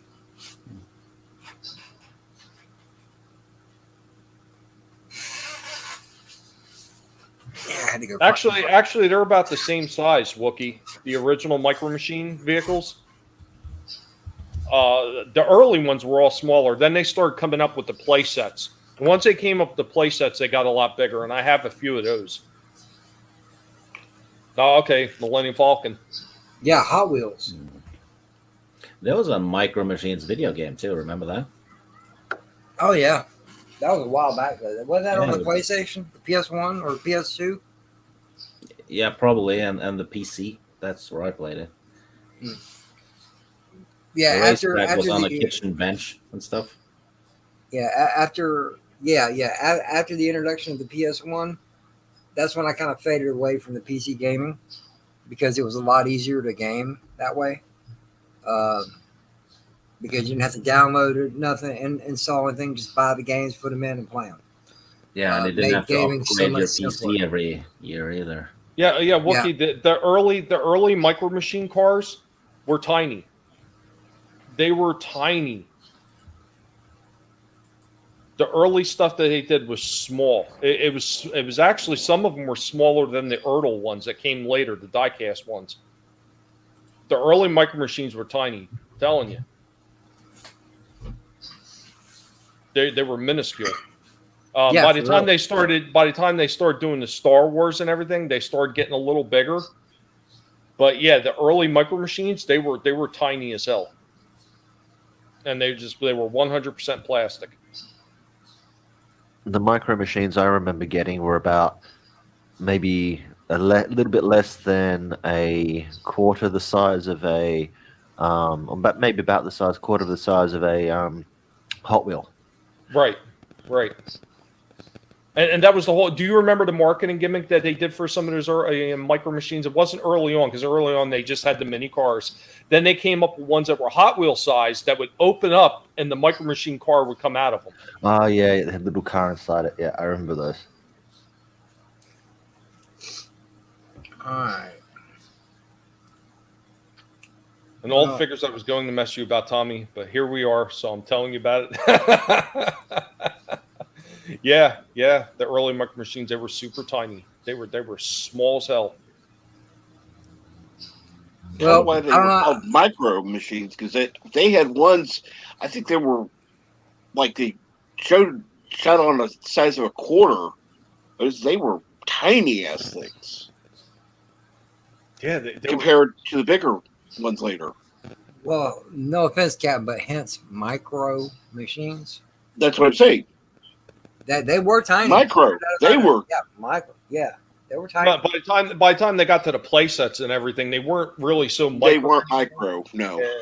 Oh, well, I mean, I guess if you're looking at the figures that actually would accompany those Micro Machine play sets, technically it's still micro because the figures are so tiny. But yeah, the play sets themselves actually started getting rather large.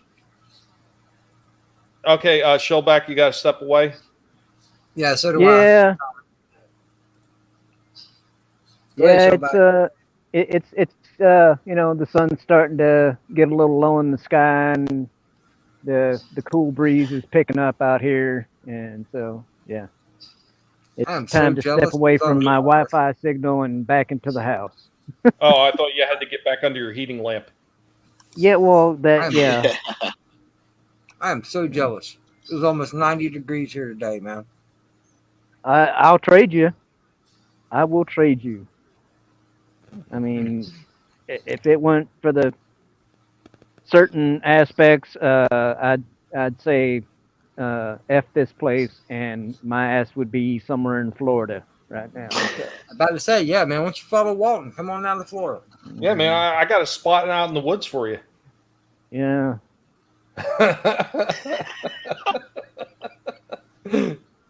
Do you still have your GoFundMe going, Shellback?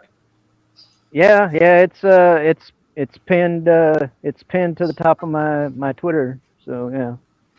Yeah, so if you guys want to be so kind as to go to Shellback's page and help a veteran out, even if you can't give money, at least go to his page, find that link for his GoFundMe, and share it out to people because he deserves to get the help that the government obviously just doesn't care to provide. So please help out a veteran. I know a lot of us always talk about helping out veterans. This is your way to prove it, at least by sharing it out, so he can get the attention and hopefully get the help that he needs.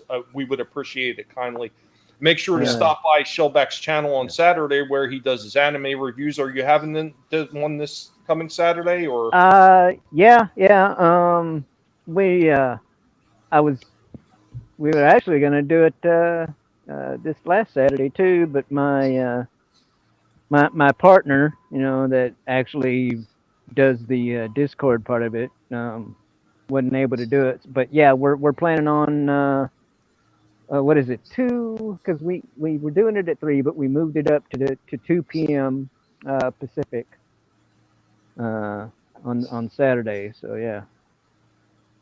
But yeah, I appreciate you mentioning the GoFundMe, and yeah, all people got to do is look me up, Shellback TJC on Twitter, and the link is right there. So awesome. But anyway, yeah, I'm gonna go step away from here, go back into the house, and lay under that heat lamp you were talking about. Yeah, it's a good thing. Get some worms, maybe some fruits or something like that. Yeah, and just chill out and relax. I'm kind of partial to crickets. I like crunch. Kind of partial to crickets. Yeah. Anyway, all right. See you guys later. All right, take care, Shellback. And JJ already popped out. Oh no. Make sure to stop by and see JJ. It's JJ on YouTube every Wednesday night. He does. Oh, he's back. Wrong tab. I was just getting ready to do your outro for you. Sometimes you're here on the panel the whole time, and sometimes you're not. It's a lot. Nah, come on, bro.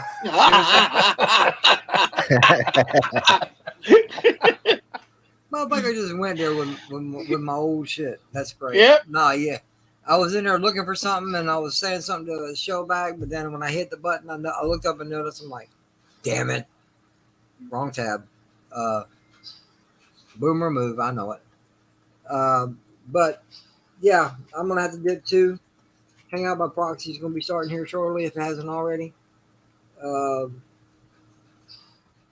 But, yeah, I love coming on here, Tommy. Love hanging out with you. Believe it or not, everybody, this man's a blast to hang out with. If you ever have the opportunity, please take it. I promise you won't be disappointed. You would have seen a funnier side to me if we had more time to hang out and chill. Yeah. And one day I'll be able to get down there and we can actually do that. So I appreciate it. Everybody that shows up in the chat. Everybody on the panel, as Drew said earlier, or without you guys, we wouldn't be here. We wouldn't be doing this. No, yeah, that was true. Yep. Who said that? Parrothead, thank you. And here you go, everybody in the chat. I'm pasting Shellback's GoFundMe. If you can't donate $1, get the word out. There's many different ways to help, and that's one way to do it.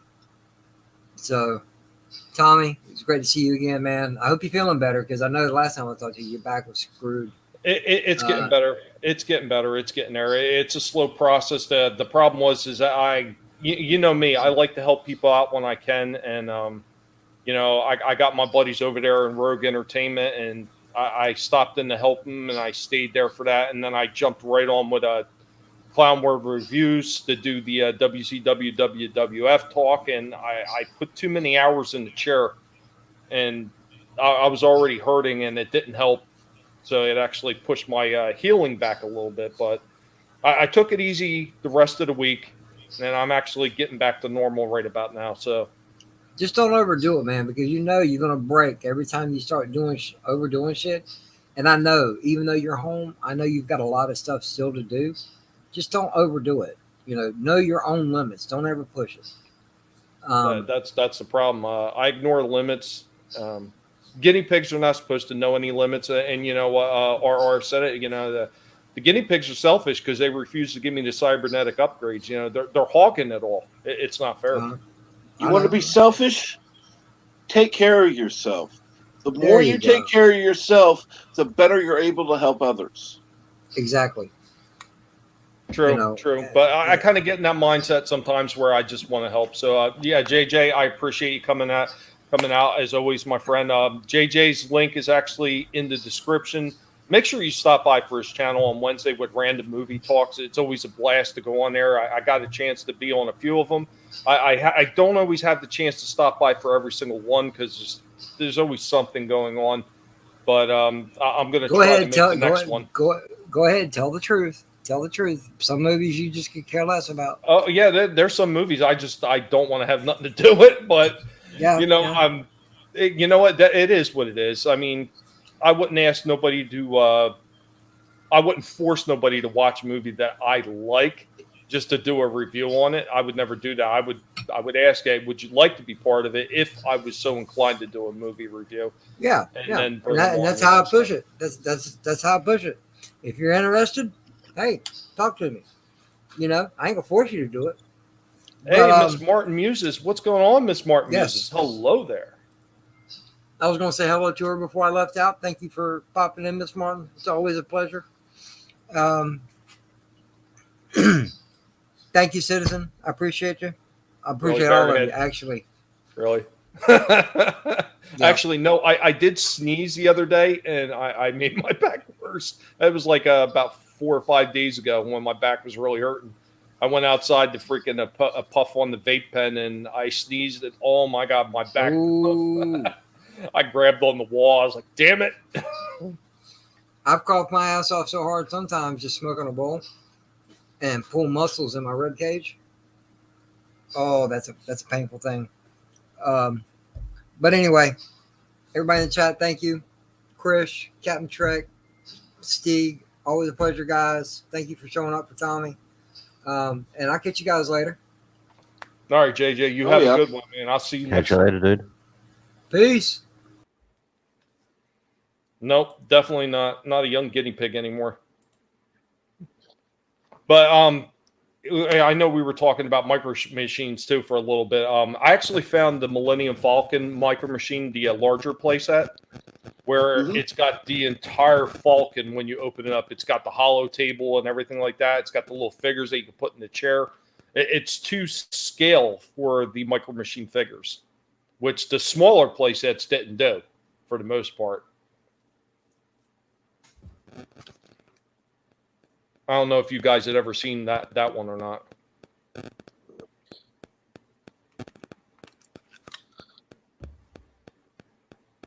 But I think what I'm probably going to do at some point is I'm going to dig that micro machine out. And I'm just going to do a breakdown video on it because I like breaking down those old toys like that. And I think I'm going to try to dig up all the other mini micro machines and just do a whole nother micro machines episode.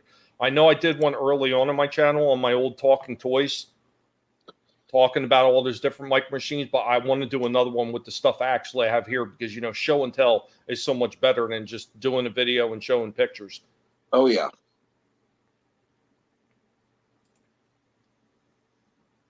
So does anybody else have a specific cartoon that actually really did it for them that they want to talk about? Krish, maybe? I don't know. It's been a long time since I've watched much in the way of cartoons from back then. Cartoon that really did it for me from back then. I know I really did enjoy Darkwing Duck. Let's And like the way that they're like the villains and stuff were like parodies of DC and Marvel heroes of the bad guys. And like your Sinister Squads and stuff like that were like your it'd be something else that's some sort of bird pun. It wasn't too long after that, too. Like when Darkwing Duck started airing, that you started seeing toys pop up, and I believe it was Burger King that did these toys. Is they had stuff like Daffy Duck, they had Bugs Bunny, they had Taz, and they had them in superhero outfits that you would snap on over top of the little stationary figures. Like Taz was the Flash, Daffy was Batman, Bugs Bunny was Superman, and oh God, who was it? I do vaguely remember them. No, only vaguely. What was the female? The female pig. She was Wonder Woman. I always forget her name. It was Porky's girlfriend. I can't remember the name of Porky's girlfriend. But yeah, Darkwing Duck was cool. There was another one my brother used to watch right around the same time as Darkwing Duck. It was Count Duckula.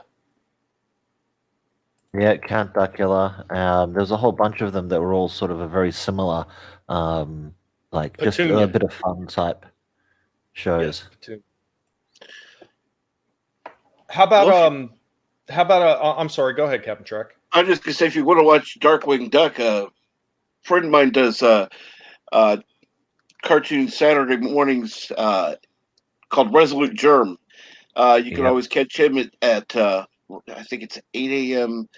Pacific, and he has 4 different cartoons, including Transformers Generation 1.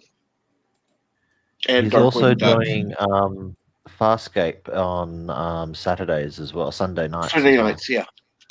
Yeah. Hey, Master of the TDS, what's going on? Welcome.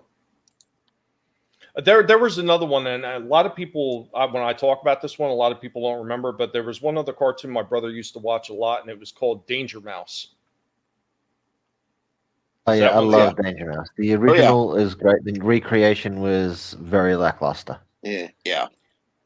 Did you see that they actually made toys for it? Like they did like retro style, like Danger Mouse toys? Because I seen, I was out, I can't remember if it was Target or it was Walmart, but they actually had his Danger Mouse car. I seen it out in the stores. It was right around the same time that they were doing the Scooby-Doo figures. It looked good. It looked really good. It was well done. And it gave me all the feels from the original cartoon. Danger Mouse. Yeah. It was very like 007-y, in case anybody doesn't know who Danger Mouse is. It was like a mouse that lived inside a like red letterbox or something like that. And he was like a secret agent James Bond with his sidekick. Wasn't a sidekick like a mole? He's a mole or something like that, a mole or a guinea pig or something like that. Battle of the Planets. I didn't catch Gargoyles that much when it was out first, but when I went back and watched it a second time, I like really appreciated it a lot more than when I saw it the first time. Yeah, Gargoyles was another one. I missed out on a lot of it. That was another one that was, the era of my brother growing up. And I caught some of it. I didn't catch much of it. But what I did catch of it, it wasn't bad. It was pretty good. What about Are Real Monsters? I don't remember that one at all. It's basically, I think it was either in the sewer or in a trash heap. There was monsters that lived there, and it was sort of like a proto Monsters Inc., but a little bit darker. I'll have to look that one up.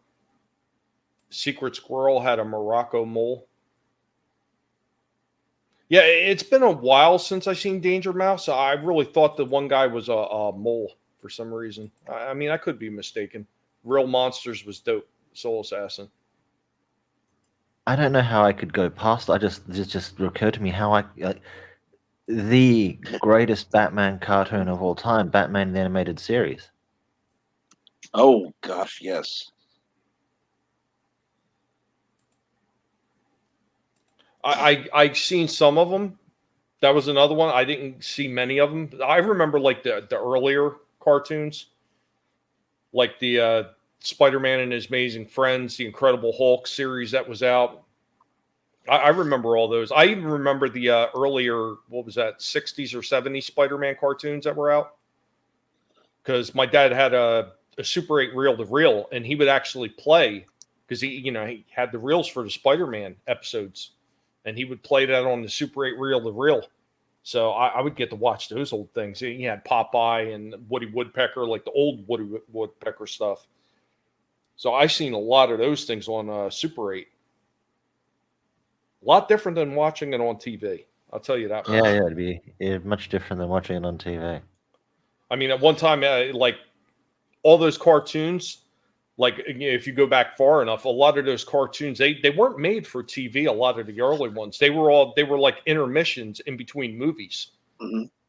Because when people went out to like movie theaters, or especially when they were going out to the drive-ins, they would go out to the drive-ins and they had to have something for the kids in between the movies. So they would have them. And initially, the funniest thing is when cartoons were first created, is they weren't even targeted at children. They were more targeted for adults.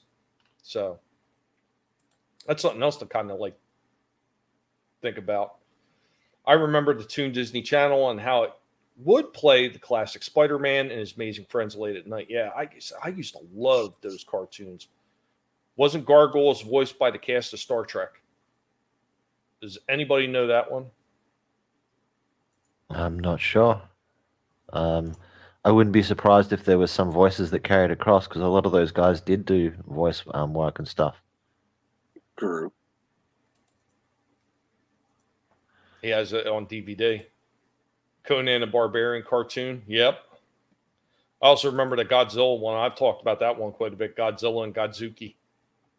That was another weird one. But holy crap. I mean, like all those old cartoons, I mean, you can go back and still watch them and you still like get the giggles from some of them because it's just so hilarious. And when I watch a lot of these newer cartoons, first off, like a lot of the animation, especially like in the early 2000s, it was just terrible, a lot of it. Like, especially stuff with like, and I'm not saying the stories were bad on, but when you get stuff like Fairy Odd Parents, yeah, God, I said it earlier, the one with Mandy. A lot of the animation was taking a dive around that time, or starting to like put less money into the animation, but that was okay because they still had story. Right. No, well, yeah, their stories were good. I mean, a few of them had, like, I would say decent animation, like Courage the Cowardly Dog wasn't horrible. Cow and Chicken was kind of suspect with their animation.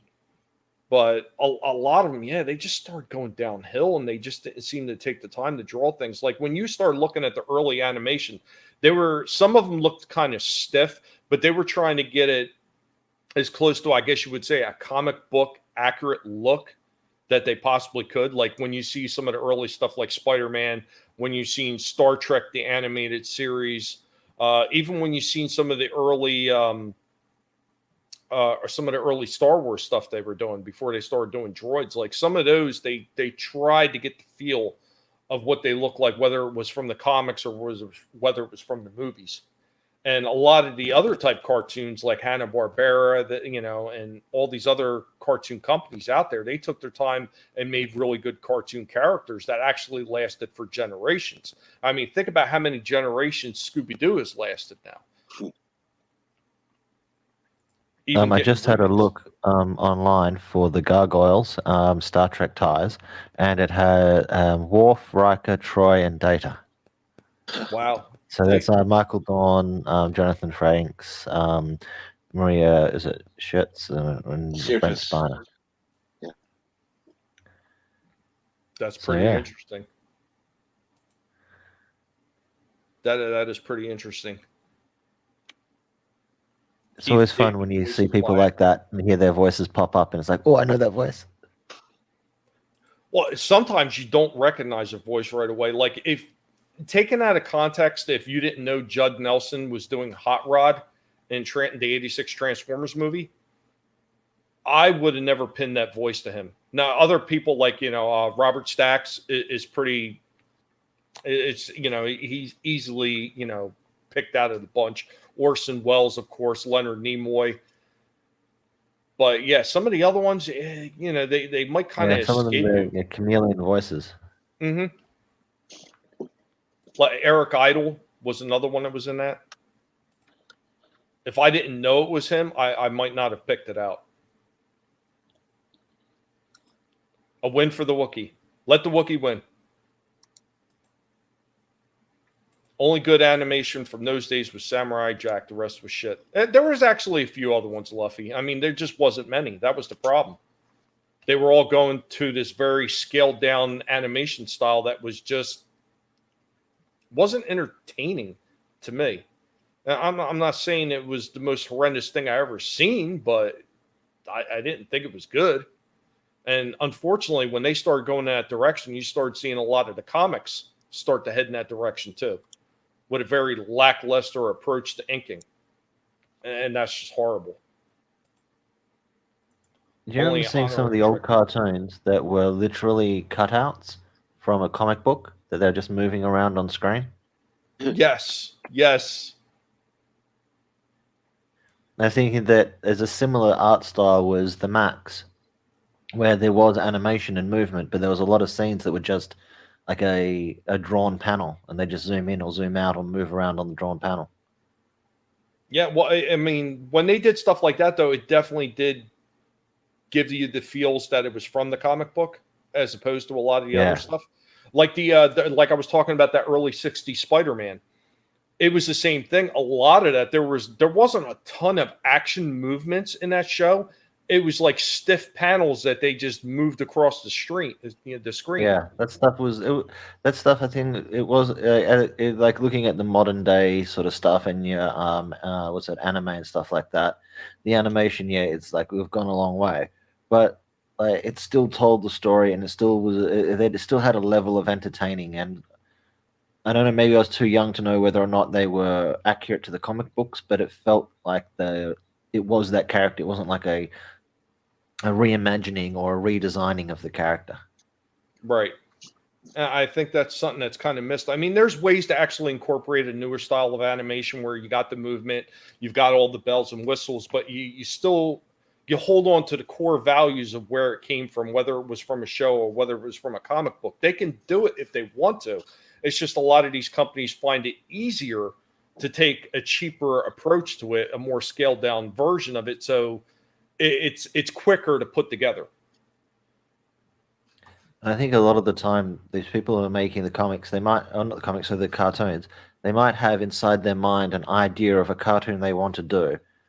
But I don't know if this is just my some story I'm putting on top of what's actually going on. But to me, it seems that they have an idea of a comic they want, a cartoon they want to do that isn't like a big name, but they won't get the okay, the go ahead, unless you put like a name of an old franchise on top of it.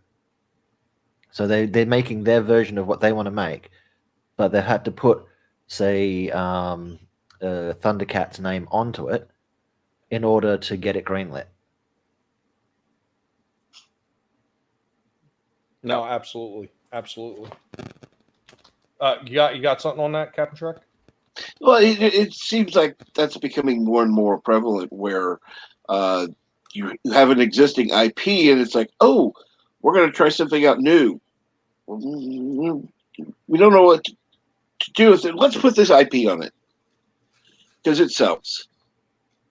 And I don't think people are going to buy into that much longer.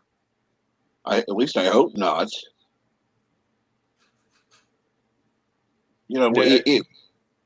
Create new IPs, honor classic IPs, but don't just slap any old name on it.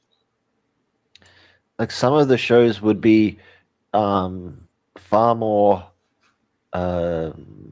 like palatable on their own if they weren't connected to something that they. If there wasn't something to compare it to, like an old version to compare it to, then it would be sort of, oh, it's just okay, and maybe it might eventually build up a following and become as good and as profitable as these old franchises. Mhm. But you'll never know if you just keep putting old franchise labels on the new products.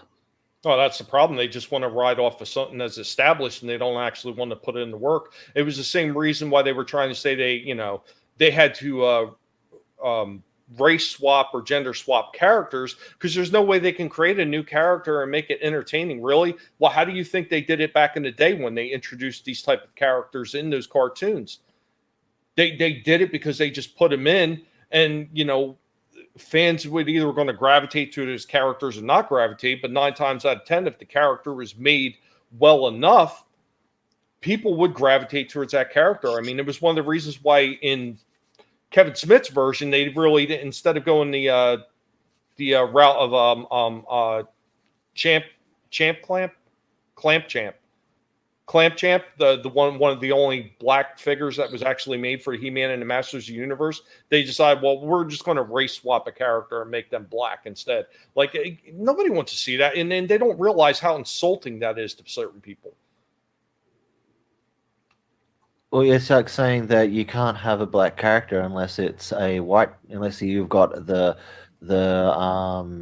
what's it called, it's already established by a white character. So you can't have a black character unless that role has already been established by a white image. Right. So, well, no, you can create a character that is of essentially any race and any background and any species. If it's a compelling character that people will enjoy. And it's hard to do. I understand that they will sometimes, like you'll see a show will create a whole bunch of characters, create a bunch of toys to go with those characters, and the toys they didn't create are the ones that everybody wants. Those are the characters they want seen as toys. So they go back to the drawing board and they'll quickly make up a bunch of toys to go with those characters. It's basically just hand-me-down stuff. Basically, yeah. And I hear people all the time, like Young Ripper is one of them that always talks about that, and he says, and it's insulting to people that get hand-me-downs because you can't think of anything better to do, or you don't want to take the time and to invest in those characters to make them worth watching and make them palatable, for any other word. It's a shame. And it's just a shame that really, like, all these companies have gone that route. They've just gone we're going to just throw something in there and race swap or gender swap just because we can't come up with ideas and we don't think it's going to work. Why don't you just put the time and invest into your franchise and make sure that it's going to work? Because that's what they had to do back in the day. It's kind of like the creative version of wearing your underpants forwards, backwards, inside out forwards, and inside out backwards just to get a couple more wears out of it. But yes, I understand. Crisscross will make you want to jump. Oh, wait a minute. It's just cross now, right? One of them died. One of them died, did they? Yeah. Recently, or back then? I want to say it was fairly recent because I got into that discussion with the missus, and she said, "Oh, one of them was dead," and I was like, "Really? I didn't remember hearing about that." And she said, "Yeah." So she said it's just one side now. So I was like, "Well, that's no fun." So did Chris or the Cross die? So that's the one I'm not sure about. I got to look it up.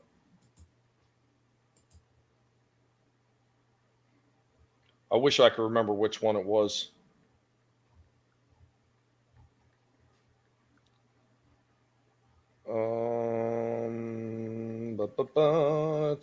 Let's see. God, I hate looking for things. Chris died. Chris Kelly. He actually died in 2013. Found unconscious in an Atlanta home and taken to the hospital 2 days later on May 1st. Just looking it up. It said he died from an overdose that include heroin and cocaine. Because cocaine is a So hell like, of a drug. okay, guy was partying hard. I was actually when you said he was dying, I was thinking, oh, so he died from an overdose. It's like, well, yeah, There it is. oops. So Chris has a cross. Yes.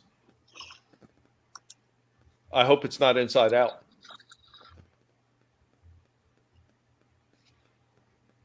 But man. I mean, I'm sure there's some really bad jokes about like you're burying him on the outside of the coffin or something like that.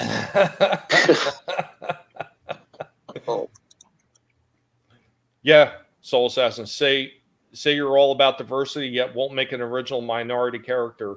Just do a race swap. Yep, and that's exactly what they do. And they fail to understand why people are pissed off about that. And they think, oh, well, it's just white people that are mad. And no, they're not. You really need to take a look around and listen to people of all these different backgrounds. Are saying they can't stand that shit. They'd rather see an original character, because there was plenty of original characters that they could have did something with. Like they started to do something with Netflix with Luke Cage. There was a character who wasn't, I wouldn't say like a famous character in Marvel, but he was known. They did a fairly decent job with him. Yeah, they did a fairly decent job with him, and they could have continued to, Disney and Marvel it and put the kibosh on it. Hollywood suffers from the same financial syndrome that's bringing down all of society, creating derivatives from pre-existing products and investing in stock buybacks instead of creating new products. Absolutely. Absolutely. And it's disgusting. And then they wonder why people don't want to watch that shit. We're tired of being spoon-fed garbage. I mean, there's plenty of things from the past, like we've talked about today already on this panel, that are more than worthwhile to maybe continue. Not, remake it. Don't change it. Just bring it back. Add a modern element to the animation or the storytelling. There's ways you could do it to keep it true to what it was and bring it to a more modern audience and make it palatable. They just don't want to invest the time. I think at this point, at least for myself, there's been so many reboots and recreations and reimaginings and all whatever like term you want to put on the way they happen to this time repurpose an old franchise. It's happened so much that when anyone says there's going to be a new whatever it is, and it doesn't matter if the original creators are in charge or not, I would just rather see somebody I have never heard of making something I've never heard of before. Yeah, I totally agree with you there. It would be nice if creativity was brought back into the industry. Unfortunately, so many of these people are fixed in their ways, and they're just looking for the dollar sign at the end of the tunnel, and they don't really care about what they got to do to get there as long as it's easy.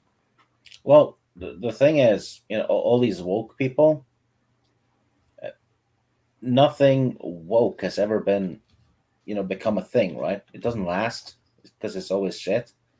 And, in order to create, you have to be able to dream. If you're too woke, you can't dream. Exactly. Well, I mean, part of the problem with that being woke shit is because they're so worried about who they're going to offend. They're worried about offending their own people. And when you're worried about who you're going to offend, you can't be creative because you're stifling yourself. Well, in some cases, they deliberately set out to piss off the original fans. Oh yeah, oh, without a doubt. Yeah, and they start, going on Twitter saying, yeah, if you don't like my politics, don't buy the comic, right? And then the comic fails, and white men are to blame. No, I do wonder why they have a habit of putting people in charge of a franchise who hate that franchise. Like, why give it to somebody who hates it? Who has never enjoyed it, never been a fan of it? Why? I think it has to do with if they put an actual fan in charge of a project, then that person won't agree with the politics that they want injected into it, right? Because a fan would speak up and not go Yeah. A fan the wouldn't orders. want their product to be perverted for to force a message down someone's throat. They wanted to keep it to as close as they can to the original, as close as they can, which isn't going to fit within modern archetypes. Well, it's the thing you want when you're watching these shows, especially if they're like a retelling. You want to see something that's going to be retold kind of how you remember it. And I realize that there's always going to be a certain amount of changes to everything, regardless when you're moving forward. There's always going to be slight variations. I mean, there were some variations in between the 60s cartoon and Spider-Man and His Amazing Friends, and then some of the ones that they did later on. I mean, that's going to happen. But if you keep to the core of the franchise and what the character's about, you can't go wrong. But they just don't want to do that anymore. And Steve was talking about, you get these people in there that don't give a damn rat's ass about what came before, and they just want to rewrite it. They did the same thing with Captain Marvel and Marvel Studio. You know, Marvel Studios was rewriting Captain Marvel to be what became the Brie Larson version of it in the movies, and it failed. It failed over 9 or 10 times, maybe even more. That series just kept crashing to the ground. They had to keep rebooting the comic book. That is right there is the definition of insanity. You keep doing the same thing over and over again, expecting a different result. Nobody wants it. Get the fucking hint. Move on. Give us something that we want. They just don't want to do it. They're more worried about pissing people off and destroying franchises than they are about actually moving forward and telling compelling stories that are going to bring the consumers in. I think sometimes, though, a lot of them leech onto existing IPs that has a lot of fans, because whatever you do with it, you're going to get, customers or viewers, right? So it becomes a very convenient, already built pedestal for them to spout their politics, which is going to happen with the Wheel of Time showing up, because that one doesn't resemble the books at all, right? And the creator of the show said, "Yeah, I want this this established fantasy world to be what I envision New York being in 40 years in terms of diversity." I'm like, what does that have to do with this fantasy series? Well, it's just like when they were going after Tolkien, like Yeah. whether you're watching like the old Hobbit cartoon or the old Lord of the Ring cartoon or even the more modern movie version of it, the friendship aspect, it's right there in the damn title of the Lord of the Rings, the Fellowship of the Ring. And they say, oh, well, there's no way that they can be friends. They have to be gay. Why must you incorporate this shit? Why do you have to see something that isn't there just for the sake of your diversity signaling? Like, it's so ridiculous. And Tolkien even said that there's no allegory in the books. Deliberately no allegory. If people put meanings and stuff into his work, it's their doing. It's never his intention.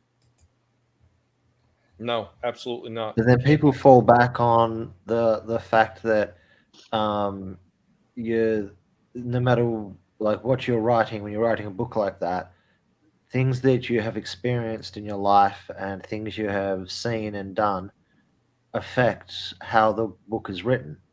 So they can take things that were happening that he was involved in throughout his life and connect that to things that happened in the books, not because it's meant to have an allegory, but because that's how people tend to write, is from what they know. So and that gives sort of like the people who are saying that it is an allegory an excuse to make it an allegory, to do what they're doing.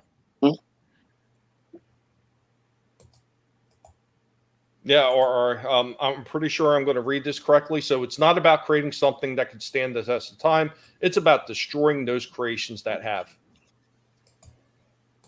Yeah, and a lot of those franchises, Star Wars maybe especially, were by design timeless and universal, right? Which is why it became a global phenomenon. Everyone could recognize what the story was about. So if it's timeless and you then try to make it relevant to current day politics, you've dated it. You've taken away what made Star Wars, right? And you could say the same thing about every other franchise that they've tried to destroy like that. I mean, like look at He-Man. There are so many people that have such fond memories of that show, and for as cheesy as it was, everybody still has extremely fond memories of that original show and the original figures. But then you get somebody like Kevin Smith that doesn't give a rat's ass about that franchise, and he just runs it right into the ground. So what do they follow that up with? Some cheesy looking garbage cartoon afterwards to run it further into the toilet.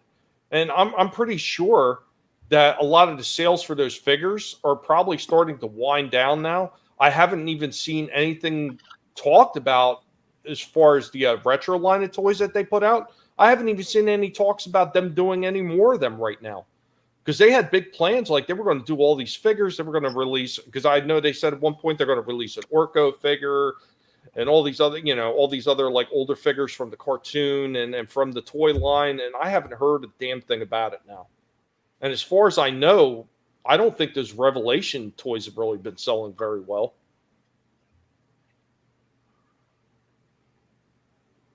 No, I wouldn't think so. It's already kind of a limited market, right?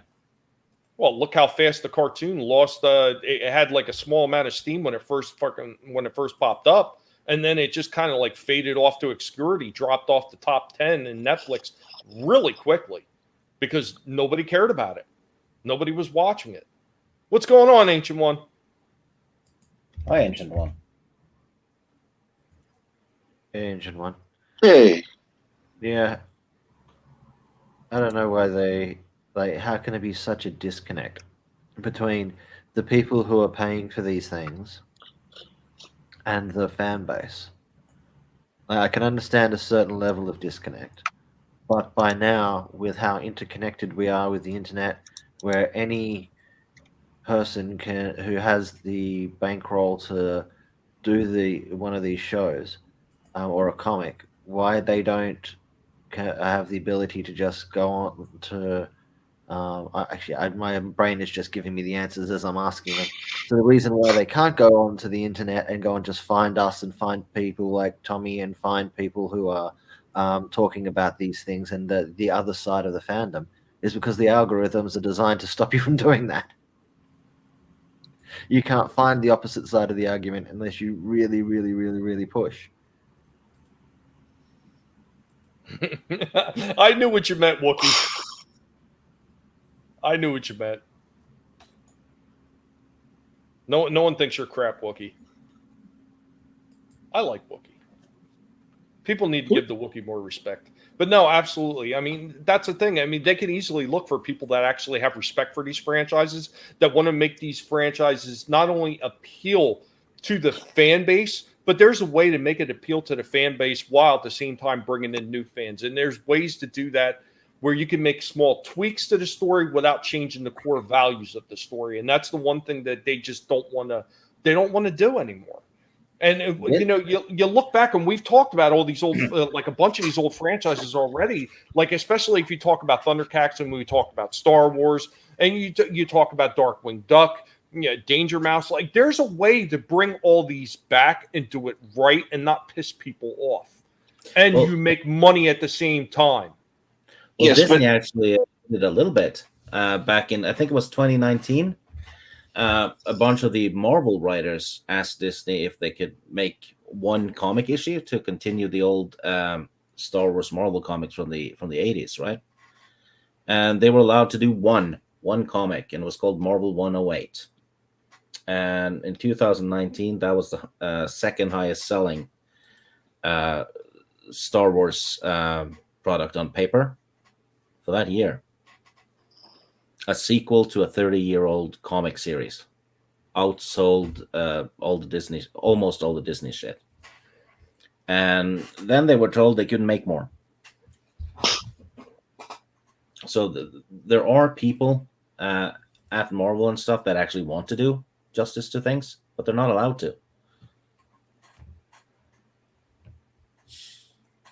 It's just a shame that it's come to that. It Yeah, just doesn't make and- any sense to me. and- I mean, from a business perspective, it makes no sense at all to me.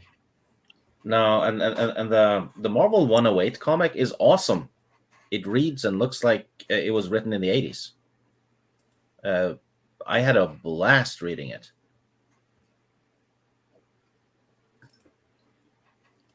RR says every culture has epics. Have a belief in the divine. The great epic stories are about what speaks to us all. It's about universal truths, not tribal distinctions and differences. But today, it's tribal. It absolutely is. And I was actually talking to a few people about that before. And you actually could see that as far as like if you're talking about Twitter groups or YouTube groups, you will see that certain groups, maybe they start off with the same core values, but over time they all become tribal. They start branching off and they start picking sides and like, I can't talk to you because you're on the opposite side of somebody I like. You see that right here in the broader base of the fellowship, because everybody's getting away from the term community. But you see that in the fellowship on YouTube, that people are dividing into their own subcells. Unfortunately, this is just starting to become something that's ingrained with a lot of people, and you get that same mentality in Hollywood. Make them all gay. That's how. Damn it, Wiki. Well, it's the classic divide and conquer, isn't it? Yeah, probably. I'm probably going to end soon. I don't want to run too much later. I don't want to ruin my back again. I just got it feeling pretty good. There's no censure here. Tommy's showing all my stupid comments. Seek and you shall find. It's not real He-Man. That's why the new shows don't have the logo. He-Man transformation, the music. DC created Adam Cringer and Evil Lynn so they can make a show, but it has to be different 25%. Vaxxed and unvaxxed. Yeah, absolutely, Wookie. And that's another thing. That's a divide now in culture. And what's it going to be at some point?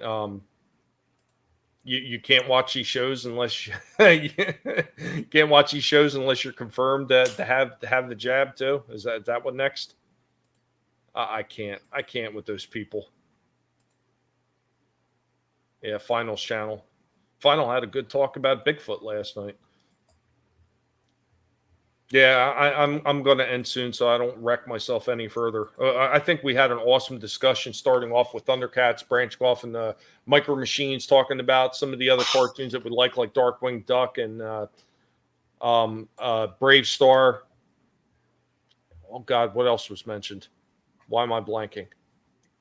But there were so many of them we mentioned tonight, and those are the reasons that we want to see these things done correctly, because of what we remember from the past, not so much what they're doing to them now. So just remember, never let anybody tell you what you can and can't say, what you should or should not watch, because your silence gives consent. And I don't say that as just a fancy catchphrase. I say that don't let anybody convince you that the garbage that you're seeing is something that you need to accept. So I want to run around the panel. Chris, do you got anything going on? I know you do your Cards Against Humanity, but you want to let the people know where you are and what you got going on and what you got coming up. Yeah, I got the I got to remember the days are different to you than they are to me because I'm 12 hours ahead. So the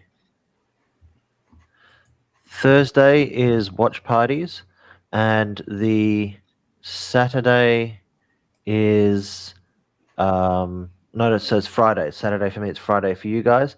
Friday nights is Cards Against Humanity. We try to get a full panel of people to play Cards Against Humanity on the Cosmi platform. And I also have a Cosmi room. That's Cosmi, was it KOSMI.io. The TWTG content hangout room, where we're playing like a lot of this old stuff just sort of back to back. Like a lot of the time it'll be Golden Era Star Trek. It'll just be like an episode of DS9, episode of TNG, episode of Voyager, maybe some Enterprise. Throw in a few other shows now and again. Just hang out and watch. Awesome. Captain Trek. Yes. Well, actually on Monday mornings I've been starting to do a new series called Morning Media. Right now, I'm covering a series called Eureka. Oh, that one's awesome.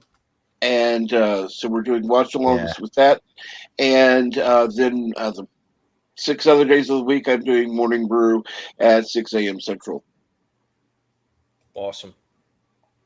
Make sure you guys stop by, see TWTG content. Make sure you stop by to see Captain Trek. And, of course, make sure you stop by to see Stieg Kenobi. What? Stieg. Yeah, what you got, I'm not you doing got anything new this coming week. up?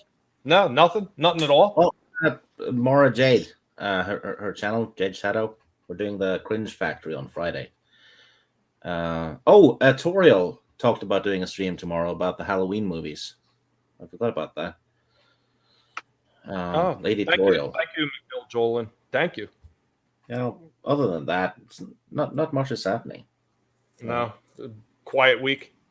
Yeah, OG Star Wars is away at some yoga camp, so there's no Star Wars coffee chat thing on Thursday. Oh, really? What flavor? I don't know. You said yogurt camp, right? Yogurt? No, yoga. I'm sure she's eating a lot of yogurt too. Oh yeah, been waiting for her to pull off a live stream again. Yeah. Also going right, I believe he's still going, is Etep Wakuian, Place Beaver Reviews. He's usually got my friend Vinny over there as well. So if you want to stop by, any stream that you stop by after this one, please put the hashtag Guinea Pig Raid in there. Ancient One, if there's any links you want to put for somebody that you prefer to send people over, you could do that as well. Wherever you guys go, I appreciate you being here. It means so much every single week when you guys come out here, and we're going to take you out the same way that we brought you in. And we wish you well, and I hope to see you next week. Take care, y'all.